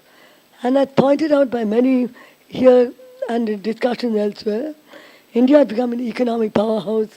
We are a nuclear weapons state with formidable military capabilities, but we do have daunting external circumstances which militate against our rise as a major global power. For instance, we now exist in a very turbulent, volatile, and unpredictable international environment. But as everyone's been saying, our rise seems unstoppable. And I think yesterday, External Affairs Minister Mr. Jaishankar put it very well by saying very vividly, saying that it appears that it's India's destiny, that its rise takes place in an exceptionally turbulent period. So I think that's the actual crux of the challenge that we are facing. India has had a harrowing last few months, starting with a lethal terrorist strike in Pahalgam by Pakistan, sponsored terrorists last May. After we successfully beat back the consequent attacks in Pakistan Operation Sindoor, we unfortunately received only a very half-hearted response from the global community. And much so I think we had overestimated the likelihood of global powers coming to our rescue, and that didn't really happen. So then I think much more unexpectedly came the mercurial swings from President Donald Trump of the United States. He was very piqued, and I would say the fact that he took a lot of credit for he tried to take credit for the conflict resolution for India and Pakistan, and we flatly said that there was no third-party mediation. I think that caused a lot of blowback from Trump's United States. So I think there's growingly, and there was at that period even now, a sense that India is being ringed in, hemmed in by inimical forces. That reminds us that we should not let our guard down, given the perils that we face as a nation state. The rise of an aggressive American protectionism, even as the yet unresolved conflicts with Russia and Ukraine, Israel and Palestine, cast, I think, a long shadow in international relations, cloud the prospect for the free development of countries seeking their own growth and prosperity. But it is true that as the global horizon darkens, India remains a glowing light, much optimism about its economic growth, positioning it as the fifth largest economy in the world, with the IMF projecting India's GDP to increase to USD 5.5 trillion by 2028. Then now we are the fourth, but we're projected to be the third very soon. We are the fastest growing economy. The growth rate averages annually at about 6%, and there's no question that our economic momentum is gathering pace. We are the world's most populous nation, with the silver lining that we are now in the face of a demographic dividend. We have a significant rise of a young workforce, boosting economic potential.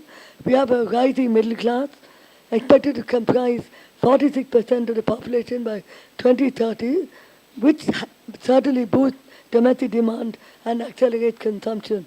So the obvious corollary of our rising economic prosperity is the expectation amongst millions of Indians that India would be recognized as a leading global power and a force to be reckoned with in global geopolitical dynamics. But The painful reality is that as much as we aspire to be seen as a global player of influence, we do not have the strategic clout or political weight that the major powers, the US, Russia, or China, have, that can compel the world community to take our views into consideration on major issues. Therefore, the question to be asked, are our ambitions to be a leading global power in 2047 unrealistic? The world is watching as we are now positioned as the world's fourth largest economy, fastest major economy. So it's a logical step to taking our place. But we must ask ourselves hard questions. Do we really have what it takes to become a global power to reckon with? A global power, according to all the textbook definitions, refers to a sovereign state which has the capability to exert significant influence, project power, and shape events on a world scale. As of now, as we said earlier, the power can be ascribed only to the US, Russia, and China.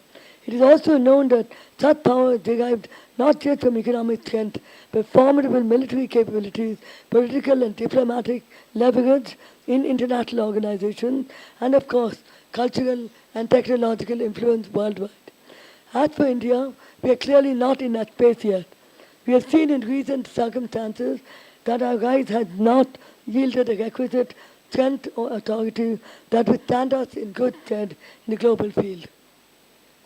The hostile moves that have taken place against India, including the restrictions of H-1B visas, preventing the entry of skilled Indians into the US, the tariffs on Indian products, and a provocative hyphenation of India and Pakistan in a strategic equation by US President Donald Trump have been deeply unsettling circumstances. So what do we really have going in our favor at this juncture? I think, as we've been saying again, everyone, our advance is incontestable because of the accelerated economic reforms, sustained infrastructure building, and above all, the remarkable digital transformation which has lifted our economy to a higher state. India has transformed from an agrarian economy to a services-driven one, with the service sector now accounting for over 55% of value, consisting of software exports and IT. Digital infrastructure, such as the UPI, United Payments Interface, has transformed India's financial system, providing an alternative to established global financial structure. Thanks to the UPI and the digitalization of payments via mobile devices, the ordinary citizen feels empowered, invested, and is an active player in the national economy. So I think the Modi government is aware of this, and they know that the vision of Viksit Bharat, in which India is supposed to become a developed country on par with others, has formidable ifs and buts standing in the way. It is to this end that these ambitious flagship initiatives have been launched, such as Make in India, meant to accelerate or rev the gear up on manufacturing and industry, and Atmanirbhar Bharat, meant to emphasize self-reliance in all economic sectors, identifying sectors such as infrastructure, technology-driven systems, India's democratic dividend, consumption and demand and consumption. So as India comes under pressure from the US and the tariffs slapped on Indian products, the imperative self-reliance can never be more stressed. It's now a practical necessity, and now there's a compulsion to increase demand and consumption.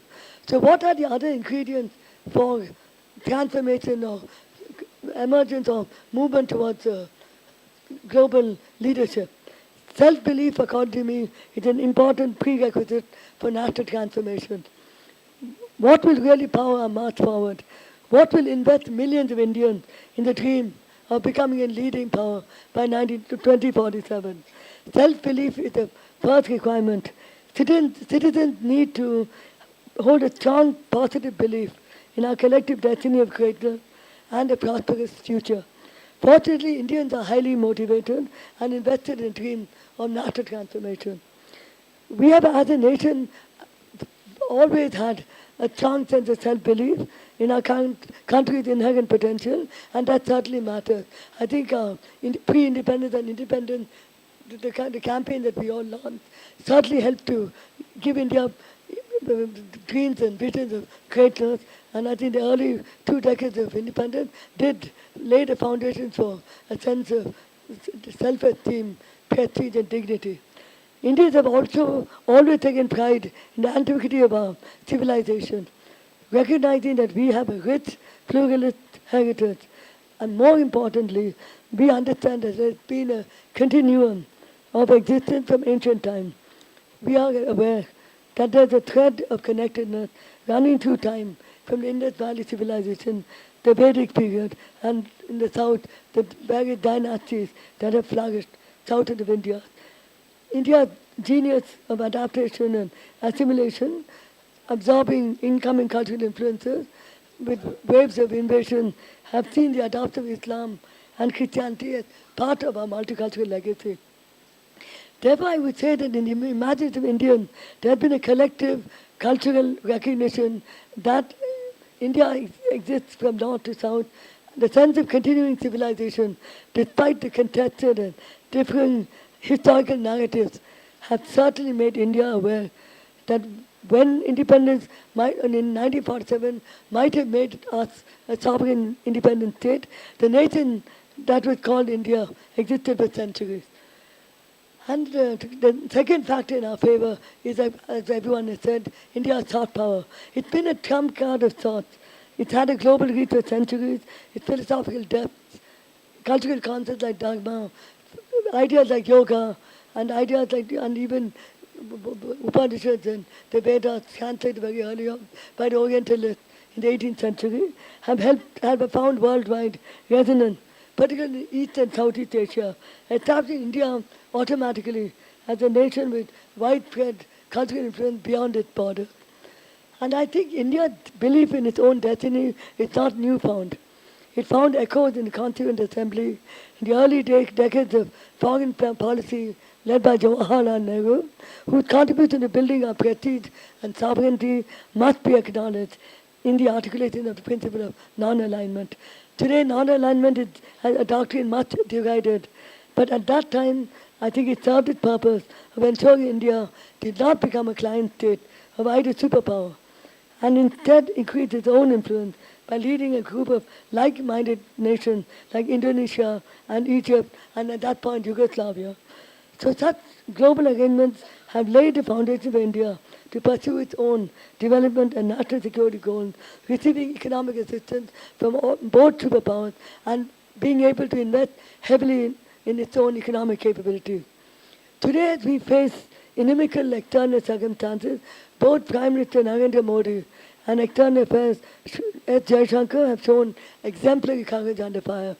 They've not lost their nerves under pressure, and they have managed to deftly pull India out of the isolation that it could have sunk into. The Jaishankar-Modi doctrine, as it's now being called, unveils a new policy approach of multi-alignment and strategic autonomy, which he referred to yesterday, which will be a most effective tool to navigate a multipolar world. This approach also places national interest and national capacity building along with national values as key drivers of India's approach to the world. In my view, this is a more honest and practical way of engaging with the world, emphasizing that India has a right to articulate its own views at global forums, pursues several partnerships with countries that further its own national interests, has given India new confidence and authority on the world stage. The ability to stand up to the escalating pressure from the United States, which was aimed at isolating India geopolitically, and the refusal to back down from buying oil from Russia, has won a lot of respect from several countries, including leading European powers like France, Italy, and the UK. The European Union remains undaunted by President Trump's urging to impose similar punitive tariffs on India, emphasizing instead an eagerness to engage in economic cooperation with India. Then the other thing that I think that helps us, taking interest in important global forums. Alongside the Modi-Jaishankar priority on strategic autonomy, is the determination to have India position itself as a leader of important regional groupings like BRICS and being a strong advocate for the global south. There's been a lot of interest recently in building ties with Africa and and the Prime Minister recently went to countries in the African continent not been visited by previous Prime Minister. So the role that India is playing in BRICS is also focused on disentangling poor economies from the dollar-dominated global economy. By asking for reforms in the global financial architecture and suggesting that local currencies be in play in trade between these countries, India indicates its commitment to pushing for a more level playing field in international relations. And another thing we are doing, which is right, voicing our opinion on contentious global issues.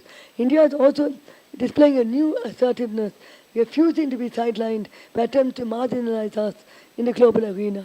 New Delhi has shown itself as willing to mediate between Ukraine and Russia, has also hastened to support peace efforts, such as in the Middle East. India has been clear that its voice will not be confined to the South Asian region, but it will speak up of global issues of concern. All these points have certainly situated India favorably for ascendancy for as a global power of consequence in the decades ahead. An economy powering ahead, investments in military capabilities, increasing its diplomatic reach to global south, and positioning ourselves as a consensus builder is bound to increase India's standing in the world. What are the speed bumps? They are formidable hurdles standing in the way. Several elephants in the room, if I may be said, that need to be addressed if we are to proceed smoothly on a path to Viksit Bharat by 2047. There is the unfortunate reality that India is seen more as a regional hegemon than as a friendly partner. India has traditionally thought of itself as a regional superpower and has automatically presumed since independence that it is the dominant player in South Asia. This last decade, our influence has visibly waned in the region. Much as we may not want to believe, we are seen today much more as a hegemon, a regional hegemon, than a benevolent first among equals in the region. Our leadership in South Asia had earlier been strengthened by circumstances such as the birth of Bangladesh in 1971, which gave us an aura of invincibility as a leading regional power. And the formation of SAARC, India's own taking leadership of that extremely good initiative, had earned goodwill with our neighbors, as it was seen as providing a platform for institutionalized economic cooperation in the region. And as many of us know, the South Asian neighbors feel that India doesn't give enough emphasis to the concept of South Asia, and it's instead prefer to talk about itself. So I think SAARC was a very good vehicle at that point to show a commitment to South Asia, which unfortunately is now on the decline. The highly visible efforts at reconciliation in Pakistan through the 80s and the 90s unfortunately might not have paid off, but it won India considerable respect, and New Delhi was seen as eager to overcome differences and lead a united region towards prosperity. The dynamics in South Asia have sharply changed as known, with a complete rupture of relations with Pakistan, which refuses to abandon its support for cross-border terrorism, and with Bangladesh having turned hostile. We are now certainly mending fences with Maldives, and we continue to do our best to keep good relations with Nepal and Sri Lanka. It is also evident that the neighborhood first policy initiated by Prime Minister Narendra Modi in 2014 has not had much headway because the shifts in the region, notably regime changes in Sri Lanka, Maldives and Nepal, with Pakistan anyway being out of the ambit because of its continuing hostilities. It is also a strategic reality that China has become an active player in the region, with our neighbors increasingly shifting strategic loyalty to Beijing. We have a lot to offer our neighbors in terms of economic cooperation. We have to urgently outline a vision of shared prosperity for South Asia in which all members partake and benefit. To overcome the trust deficit that we have with our smaller neighbors, it's imperative that we step up partnership with these countries in terms of investment and economic assistance. It is therefore welcome that the Modi government is investing in healthier ties with Sri Lanka and Maldives, remaining on stable course in Nepal, proceeding cautiously in Bangladesh. What are the other stumbling blocks that stand in our way of our path to greatness? Formidable and persistent challenges such as continuing economic disparities and sharp inequality, continuing poverty that exists amidst the accelerated growth. It needs urgent resolution to better, more efficient state intervention, so that growth becomes meaningful to all Indians. And we must recognize that the world will not take us seriously. Whatever GDP increase, whatever economic growth you have, if the feeling is that there are sharp economic disparities, it means there's no collective participation in the building of a national productive engine. This will certainly take away from the belief in our rights. Pervasive corruption and weakened institutions continue to hinder the distribution of the benefits of growth. Preventing the percolation of growth to the underprivileged will disinvest millions in the target of achieving high growth.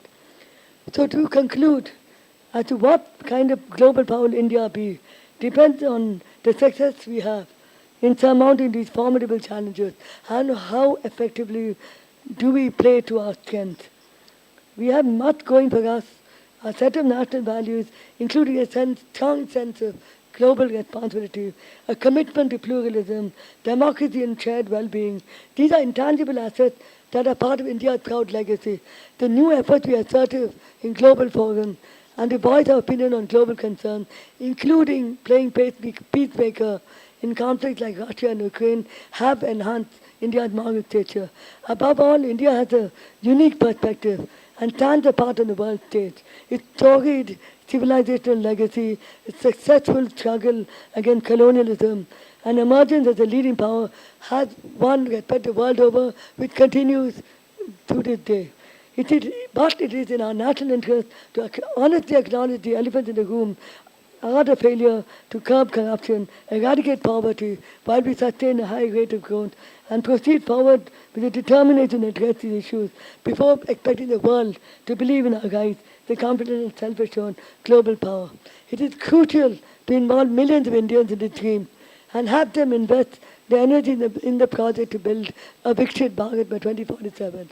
When such a vision manifests as reality, we would have indeed realized our true sovereignty and independence 100 years after our nation state was born. As I conclude, I want to felicitate Vice Chancellor Srimati Santashri Pandit and Dean Amitabh Bhattu for convening this very timely discussion and giving me the opportunity to share my thoughts. Thank you, friends.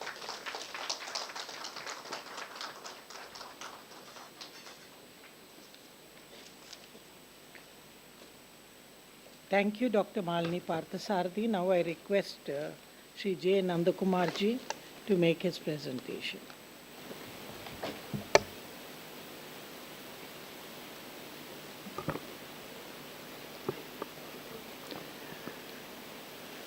Esteemed Chancellor, Ambassador Sri Kanwal Sibal, respected Vice Chancellor Professor Sri Dhulipudi Panditji, distinguished Dr. Malini Parthasarathi, respected Professor Amitabh Bhattu, Dean of the School of International Studies, and all the dignitaries who are here, and my dear students and faculty. The topic, as we are all quite aware about, which we are going to discuss, or we are discussing in this valedictory session, is what kind of global power Bharat will be.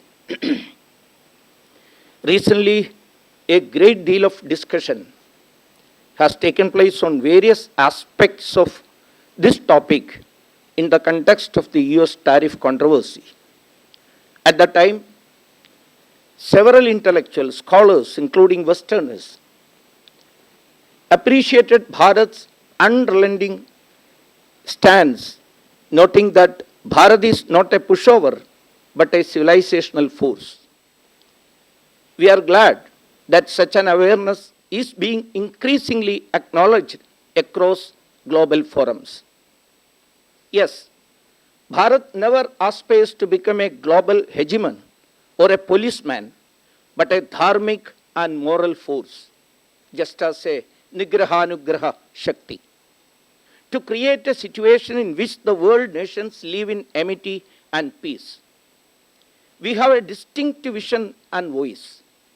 This is exactly what our beloved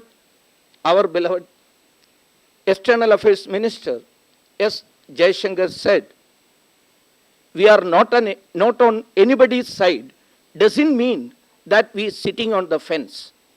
we are standing in our ground.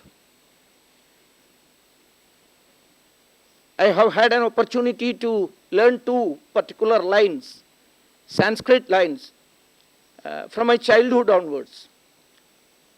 That is, Ajayancha Vishwasya Dehi Shashakti, Sushilan Jagadyena Namram Bhavat, in the Sangha Shakha, from the Prarthana. I think these two lines very much explains what a power we would be, what should be. We need Shakti, we need power, we need strength, but it is not to defeat anyone, but it is actually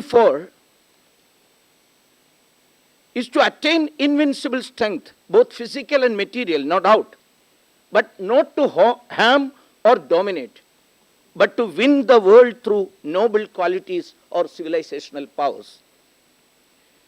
The people across the world looked at us, the Guru, hence the Vishwa Guru. When an Bharatiya ambassador called on Mao Zedong, he said there is a belief in his country that if we do good deeds, we would be born in Bharat on the next life. So, Bharat used to be an aspirational land not only for knowledge seekers, but wealth seekers. No other country in the history of mankind has seen so much onslaught as Bharat did. Alexander to Mughals to Europeans came here seeking wealth. There is no continent in the world where we didn't reach in the past. But our motto was never to conquer those places or countries, but to ennoble them through our love and affection. Hence our slogan or mantra has ever been Krinvanto Vishwamaryam, means ennoble the world for what? To make it a better place to live. Even now in countries like Indonesia, Japan, etc., we are adored. It's a fact.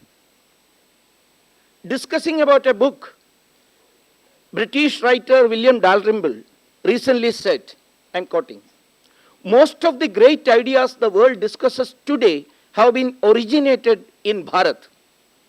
But this is not taught in any university of repute in the world. Unquote.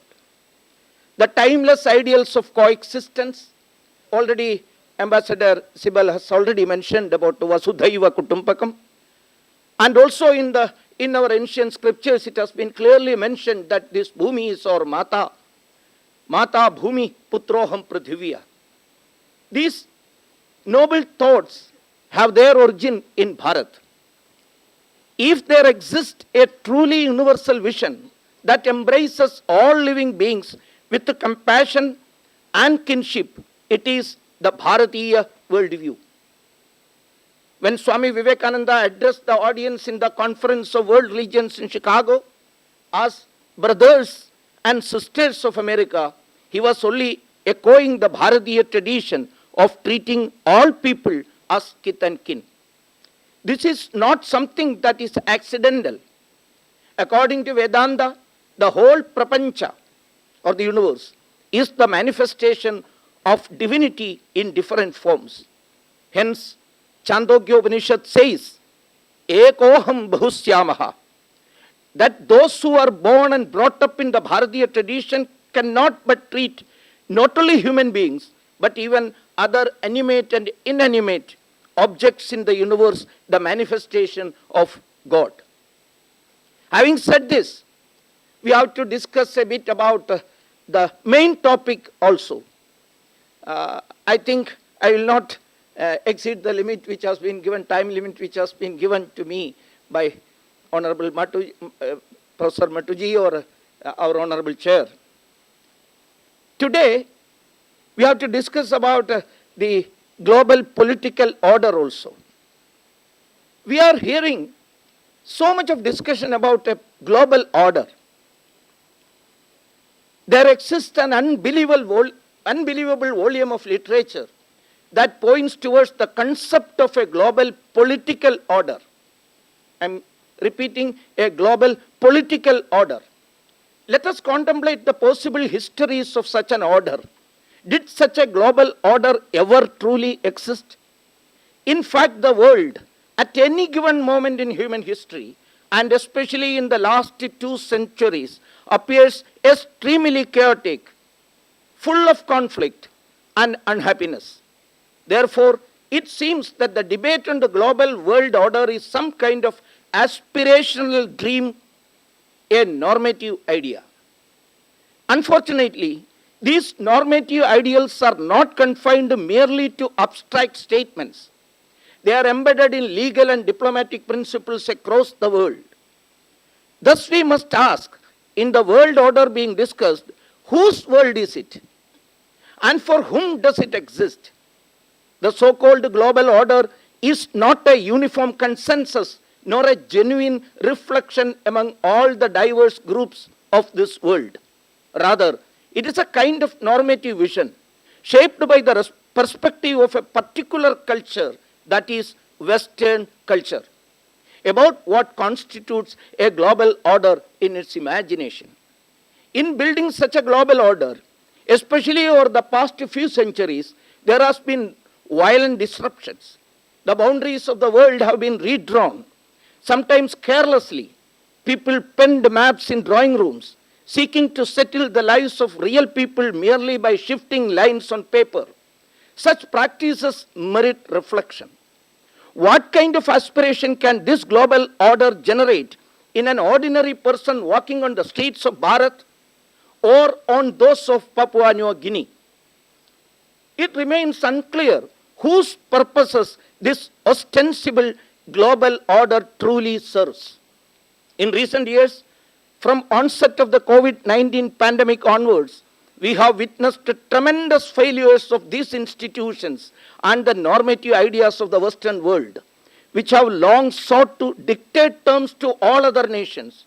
For 2 centuries, they have declared what kind of administration is suitable for us, without consulting the governed. We have been compelled to become nation states. The nature of our institutions had been decided by others. The arrogance of such politics remains dominant in the world even as it visibly crumbles. These powers have insisted that sovereignty must prevail everywhere and have waged wars whenever and wherever they saw fit, bombing the world while endlessly proclaiming the sanctity of sovereignty as an ideal in international relations. The last 100 years of politics indicates that these ideals in the real world order make little sense. So, what should be the way forward? How do we reimagine our modes of existence? Anyone pursuing such questions must begin with where we stand today. We have been told that human beings must desire freedom. We have been told that liberty, fraternity, and equality are the cardinal principles that would underpin our political life. Consequently, democracy and human rights are promoted as the governing principles of modern nation states. Because this assumption is taken seriously, powerful actors can invest money in the name of aid. For example, US aid, to build democracy globally. It's an irony.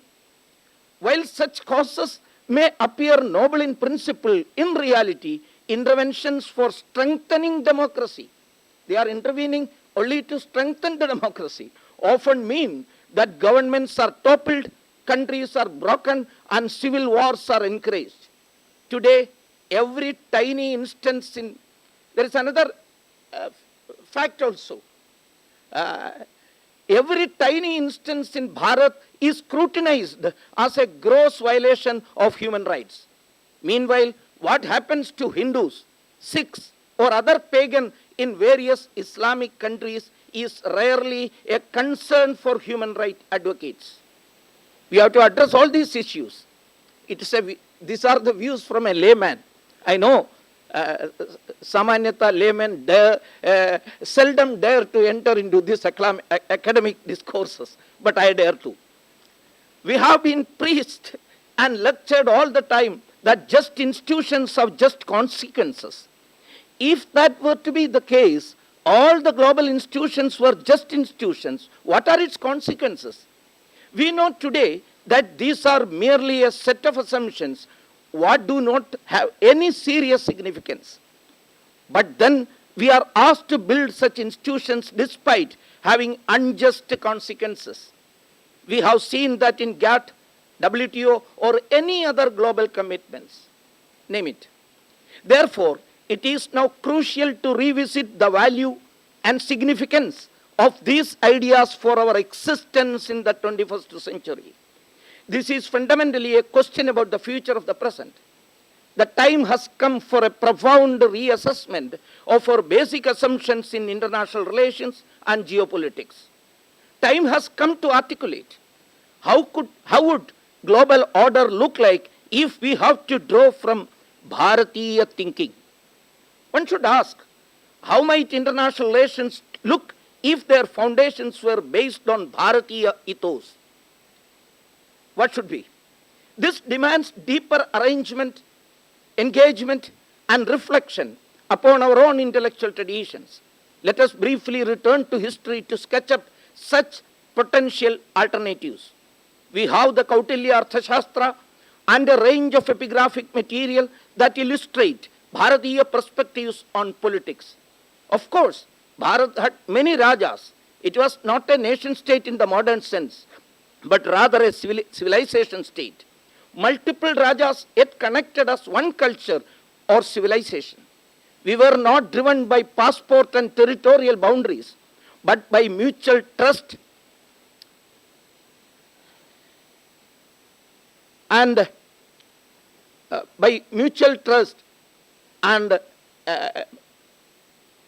cooperation. A careful reading of Kautilya Arthashastra reveals many debatable points. Most importantly, it was not based on any normative ideal. For Kautilya, politics must possess a goal and work pragmatically by solving problems that are confronted then and there. It offered pragmatic solutions to problems of human existence. Its vision for politics was not centered merely on liberty, fraternity, or equality. While Kautilya did not ignore these entirely, the central goal of politics was to ensure that different kinds of people who lived on earth could pursue happiness, the quest for Ananda. Thus, Bharatiya political reflection revolved around ensuring that people, in whatever condition they lived, could engage in the pursuit of happiness. The state's role was to create the necessary conditions for such aspiration without disturbing the happiness of ordinary people. The prescriptions for what a Raja should do or how he should interact with other rulers all centered upon this ideal of Ananda. Can we imagine the future world order which is set with a goal of ensuring happiness to people? Can the international relationship and geopolitics be driven by the goal of happiness, Ananda? What kind of institutions are fundamental to ensure such an imagination of international relationship? Warrants urgent answers. Bharatiya thought did not obsess over sovereignty, which is Western concept. Today, the modern nation state's monopoly over violence can result in violence against its own citizens. International relations speak of treaties and diplomacy centered on sovereignty. But in practice, powerful states disregard these principles, evidenced by the brutal violence of Western powers against non-Western populations over the last 2 centuries. Let me complete. I am skipping some of the points which are not that bit explanatory, so I am skipping that. Why then must the world persist in the idea of the nation state? That's a question. Why should we persist on the idea of nation state? Why is there only one model of governance imposed everywhere? The diversity of Bharatiya polity in history, multiple rajas managing complex relationships yet being part of a single Bharatavarsha and dealing with foreign powers shows the merit of diverse mechanisms. Today, we have been talking about integrating globally economic markets. Can we reconstruct the engagement of Bharat, a major contributor for the global GDP, in the absence of today's economic institutions and in the absence of capitalism, communism, and socialism. How could our ancestors do such a global integration? What are those ideals from which we can learn, not because they are Bharatiya, but because there were the most peaceful and happy ways of being in this world from which world should get benefits from? How can we imagine an international relation which is more happiness oriented and non-normative problem solving? Can we make engage today with these deeper questions? I am not making a case simply because it is Bharatiya and ancient, but it was a model that functioned successfully for millennia. This was not a political or economic model, but a way of being in the world from which economics and politics emerge. We did not ask people to change their life because we had a political or economic model. Rather, we could create models of politics and economics to facilitate the life of people. This is exactly what Jayaprakash Narayan long ago pointed by saying today there is something peculiar is happening in Bharat, where Rajaniti is not coming from Lokaniti, but Rajaniti is dictating how Lokaniti should be. This is also the exact crisis of international relations today. I'm concluding.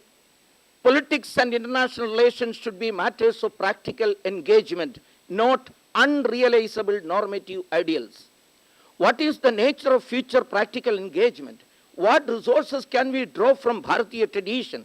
These conceptual resources, dharma, nyaya, papa, punya, ananda, sukha, dukkha, and rina, can help us reimagine the world's future. These key concepts offer completely alternative possibilities for reimagining a global order that is more fundamentally problem-solving and practical. It is time, therefore, to revisit and draw upon these principles, engaging with our traditions to address the real problem of global order with innovative, ethical, and genuinely plural approaches. Namaskar, Vande Mataram.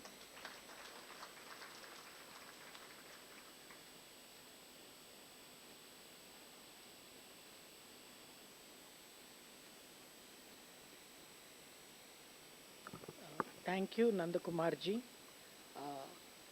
Good evening to all of you. I think all of you are so tired, so I will be short and sweet.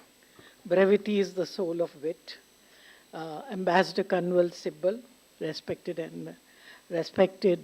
Dr. Malini Parthasarthi, respected Nandakumarji, Amitabh Mattu, faculty, colleagues, students, and all of you. I think the issues raised throughout the two-day conference is what we have really brought in the first idea that we are indeed a very diverse, plural civilization. Diversity adds color even to our ideas. The issues raised was, first, is India really a global power? Or we are just going towards it? We are an emerging power and we have some way to go towards it.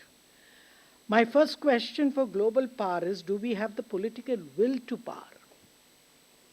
Till now, we have proved that we are a major power with the mindset of a small power. We are not very confident, but now that is changing.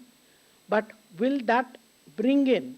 See, political power has to always be nurtured by narrative power. Narrative power is something that SIS and Indian academicians should do. And that is what Nandakumarji or even Ambassador said, the narrative architecture. How are we going to bring it? From what traditions are we going to bring it? And how are we going to bridge tradition with modernity? And even realm with region.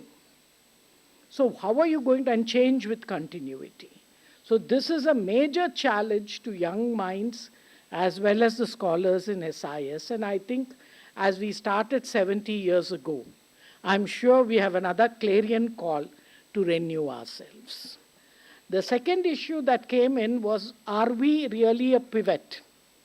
Are we a geopolitical pivot, geo-economic pivot, geocultural pivot, or geostrategic pivot. So how are we going to get into these, narratives? And even if we have to dismantle a narrative, we need a narrative architecture that needs to be built. And I think we are still at the beginning. We need a very, very long way. And Malini Parthasarathy talked about a volatile, unpredictable world. I think there I have, like Jaishankar, a lot of hope. Because a dharmic civilization doesn't like order. It likes disorder and chaos. And we have creativity out of it. And that is what our ancient sages said. So I think we are thriving quite well. So, but the question is, as you rightly said, do we have the self-belief? But soft power has to be mixed with hard power to become a smart power. So I think soft power is not enough. So this is something that we will have to move. And the other thing I want to bring in is the question that came in, are we a civilization state or a nation state? I think there have been certain American writers who wrote that China and India are civilization states, and the concept of a nation state restricts the way you understand them. And I would also say with the present President of the United States of America, I've come to know America has proved beyond doubt that is one of the best in Orwellian doublespeak. That is, they say they're for democracy, human rights, and secularism, and they do just the opposite. They are for terrorism, they are for fanatical governments supporting Islamic fundamentalism. They are the ones who dismantled all the modern governments that were there in West Asia. So I think they should talk less and do, and I'm happy that both our External Affairs Minister and our Prime Minister are especially showing the mirror to Europe and to the United States. And finally, I would only say that if we want a Bharatiya narrative like the Chinese have bought in their own narrative, we need to work hard on it. We need to have more debates, discussions, criticisms, but at the same time, try to build an architecture that is inclusive and innovative. Thank you all. Let me thank the entire school and the faculty who have worked so hard to make this wonderful conference at SIS at 70. Maybe we won't be there at 75. You will people carry it on. And I thank Amitabh Mattu, his team, the students, the volunteers. Thank you so much. Both as SIS alumnus, I'm so happy that you made me a part of it. Though you have given me credit as a Vice Chancellor, I don't deserve it, but I think you deserve more than me, though I like that I'm also a part of it. Thank you so much, and I'm so happy, Amitabh, we have an equal Nari Shakti on the valedictory session, and so you did that as well. Thank you so much. Thank you all. Jai Hind, Jai Bharat.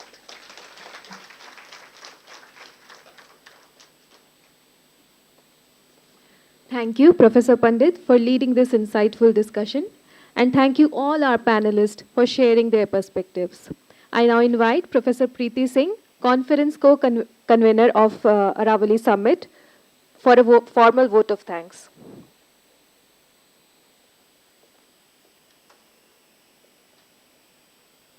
A very good evening to all of you. I know you're very tired, but Chancellor, Ambassador Kadwal Sibal, Vice Chancellor, Professor Shantishri Dhulipuri Pandit, Dr. Malini Parthasarathy, Shri J. Nandakumarji, Professor Amitabh Mattu, all our distinguished speakers of the conference, invited delegates and students. Well, we have reached the end of 2 days of stimulating deliberations and discussions on India and the world order and our preparedness for 2047. This is not the end. It is a continuation of our celebrations of being a part of SIS, of being the start of the first in a series of Aravalli Summits and taking these discussions further. Let me begin by thanking our speakers for the valedictory session. I thank our Chancellor, Ambassador Kanwal Sibal, for his reflections on India's future, his insights. We appreciate his positivity towards all our requests. He consented without any hesitation to speak at this session and has been with us, including for many of our previous discussions, seminars, conferences. So thank you, sir. Our Vice Chancellor, Professor Shantishri Dhulipuri Pandit, without whom, frankly, we would not be having this conference here at JNU.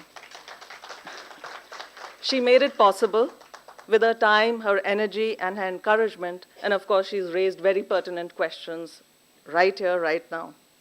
I warmly thank Dr. Malini Parthasarthi for not just her thought-provoking comments, but also her kindness in agreeing to enrich us with her observations. Shri Nanda Kumarji, thank you really very much for consenting to be here today and also for your very erudite remarks. And I'm sure this session is going to result in deeper contemplation about our future and inspire our students to think, to reason, and then to act. Our Dean, Professor Amitabh Mattu, has been incredible. He is very active, as all of us know, with a fountain of ideas, reaching out, involving everyone, and giving shape to his ideas has been a labor of love for the entire school, the faculty, the students, the staff, and indeed also the university. We have to put on record also our gratitude to the External Affairs Minister, Dr. Jaishankar, for delivering a very pertinent and pointed inaugural address, and to the Ministry of External Affairs that has helped us fund and organize this event, especially the Joint Secretary. Initially, it was Shri S. Raghuram, but also Ms. Aparna Ray and her entire team of Policy Planning and Research Division. They've really been absolutely wonderful. Our institutional partners, the Chintan Research Foundation, the President, Mr. Shishir Priyadarshi, and his team, who have been with us every step of the way. Our international guests, who've indeed really traveled from far, from Chile, from Suriname. I can see Professor Moritz Hassan Khan still sitting here with us. From the United States, Professor Lomash, from Nigeria, and from South Korea. Thank you not just for agreeing to speak here, but also for your immense patience with us and for your understanding. Our national speakers, our chairs of the sessions, and our former professors, without whom really our celebration would not be complete. Our rectors, deans, and in fact the entire administration, all our faculty and students, thank you all for being with us for these 2 days of the discussions. And my personal gratitude to a volley of faculty organizers, co-convener Professor Meeta Mehra, the entire team who took care of the minutest details, along with our team of student volunteers who have been really amazing. So thank you all.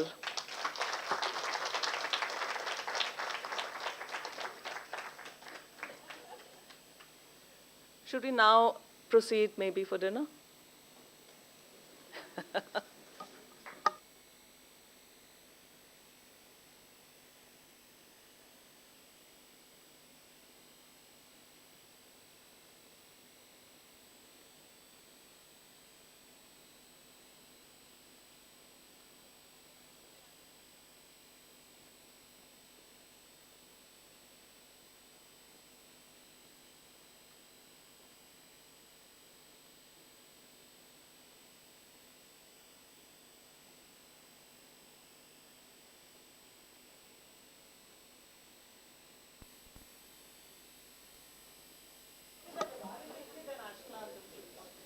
Come, Brandon.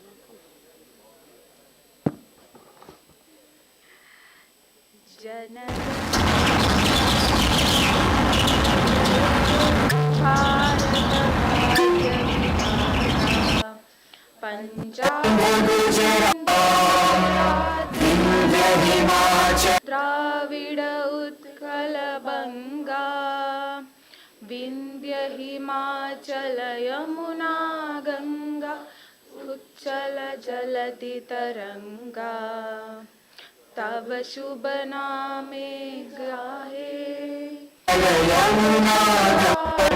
Jai शिष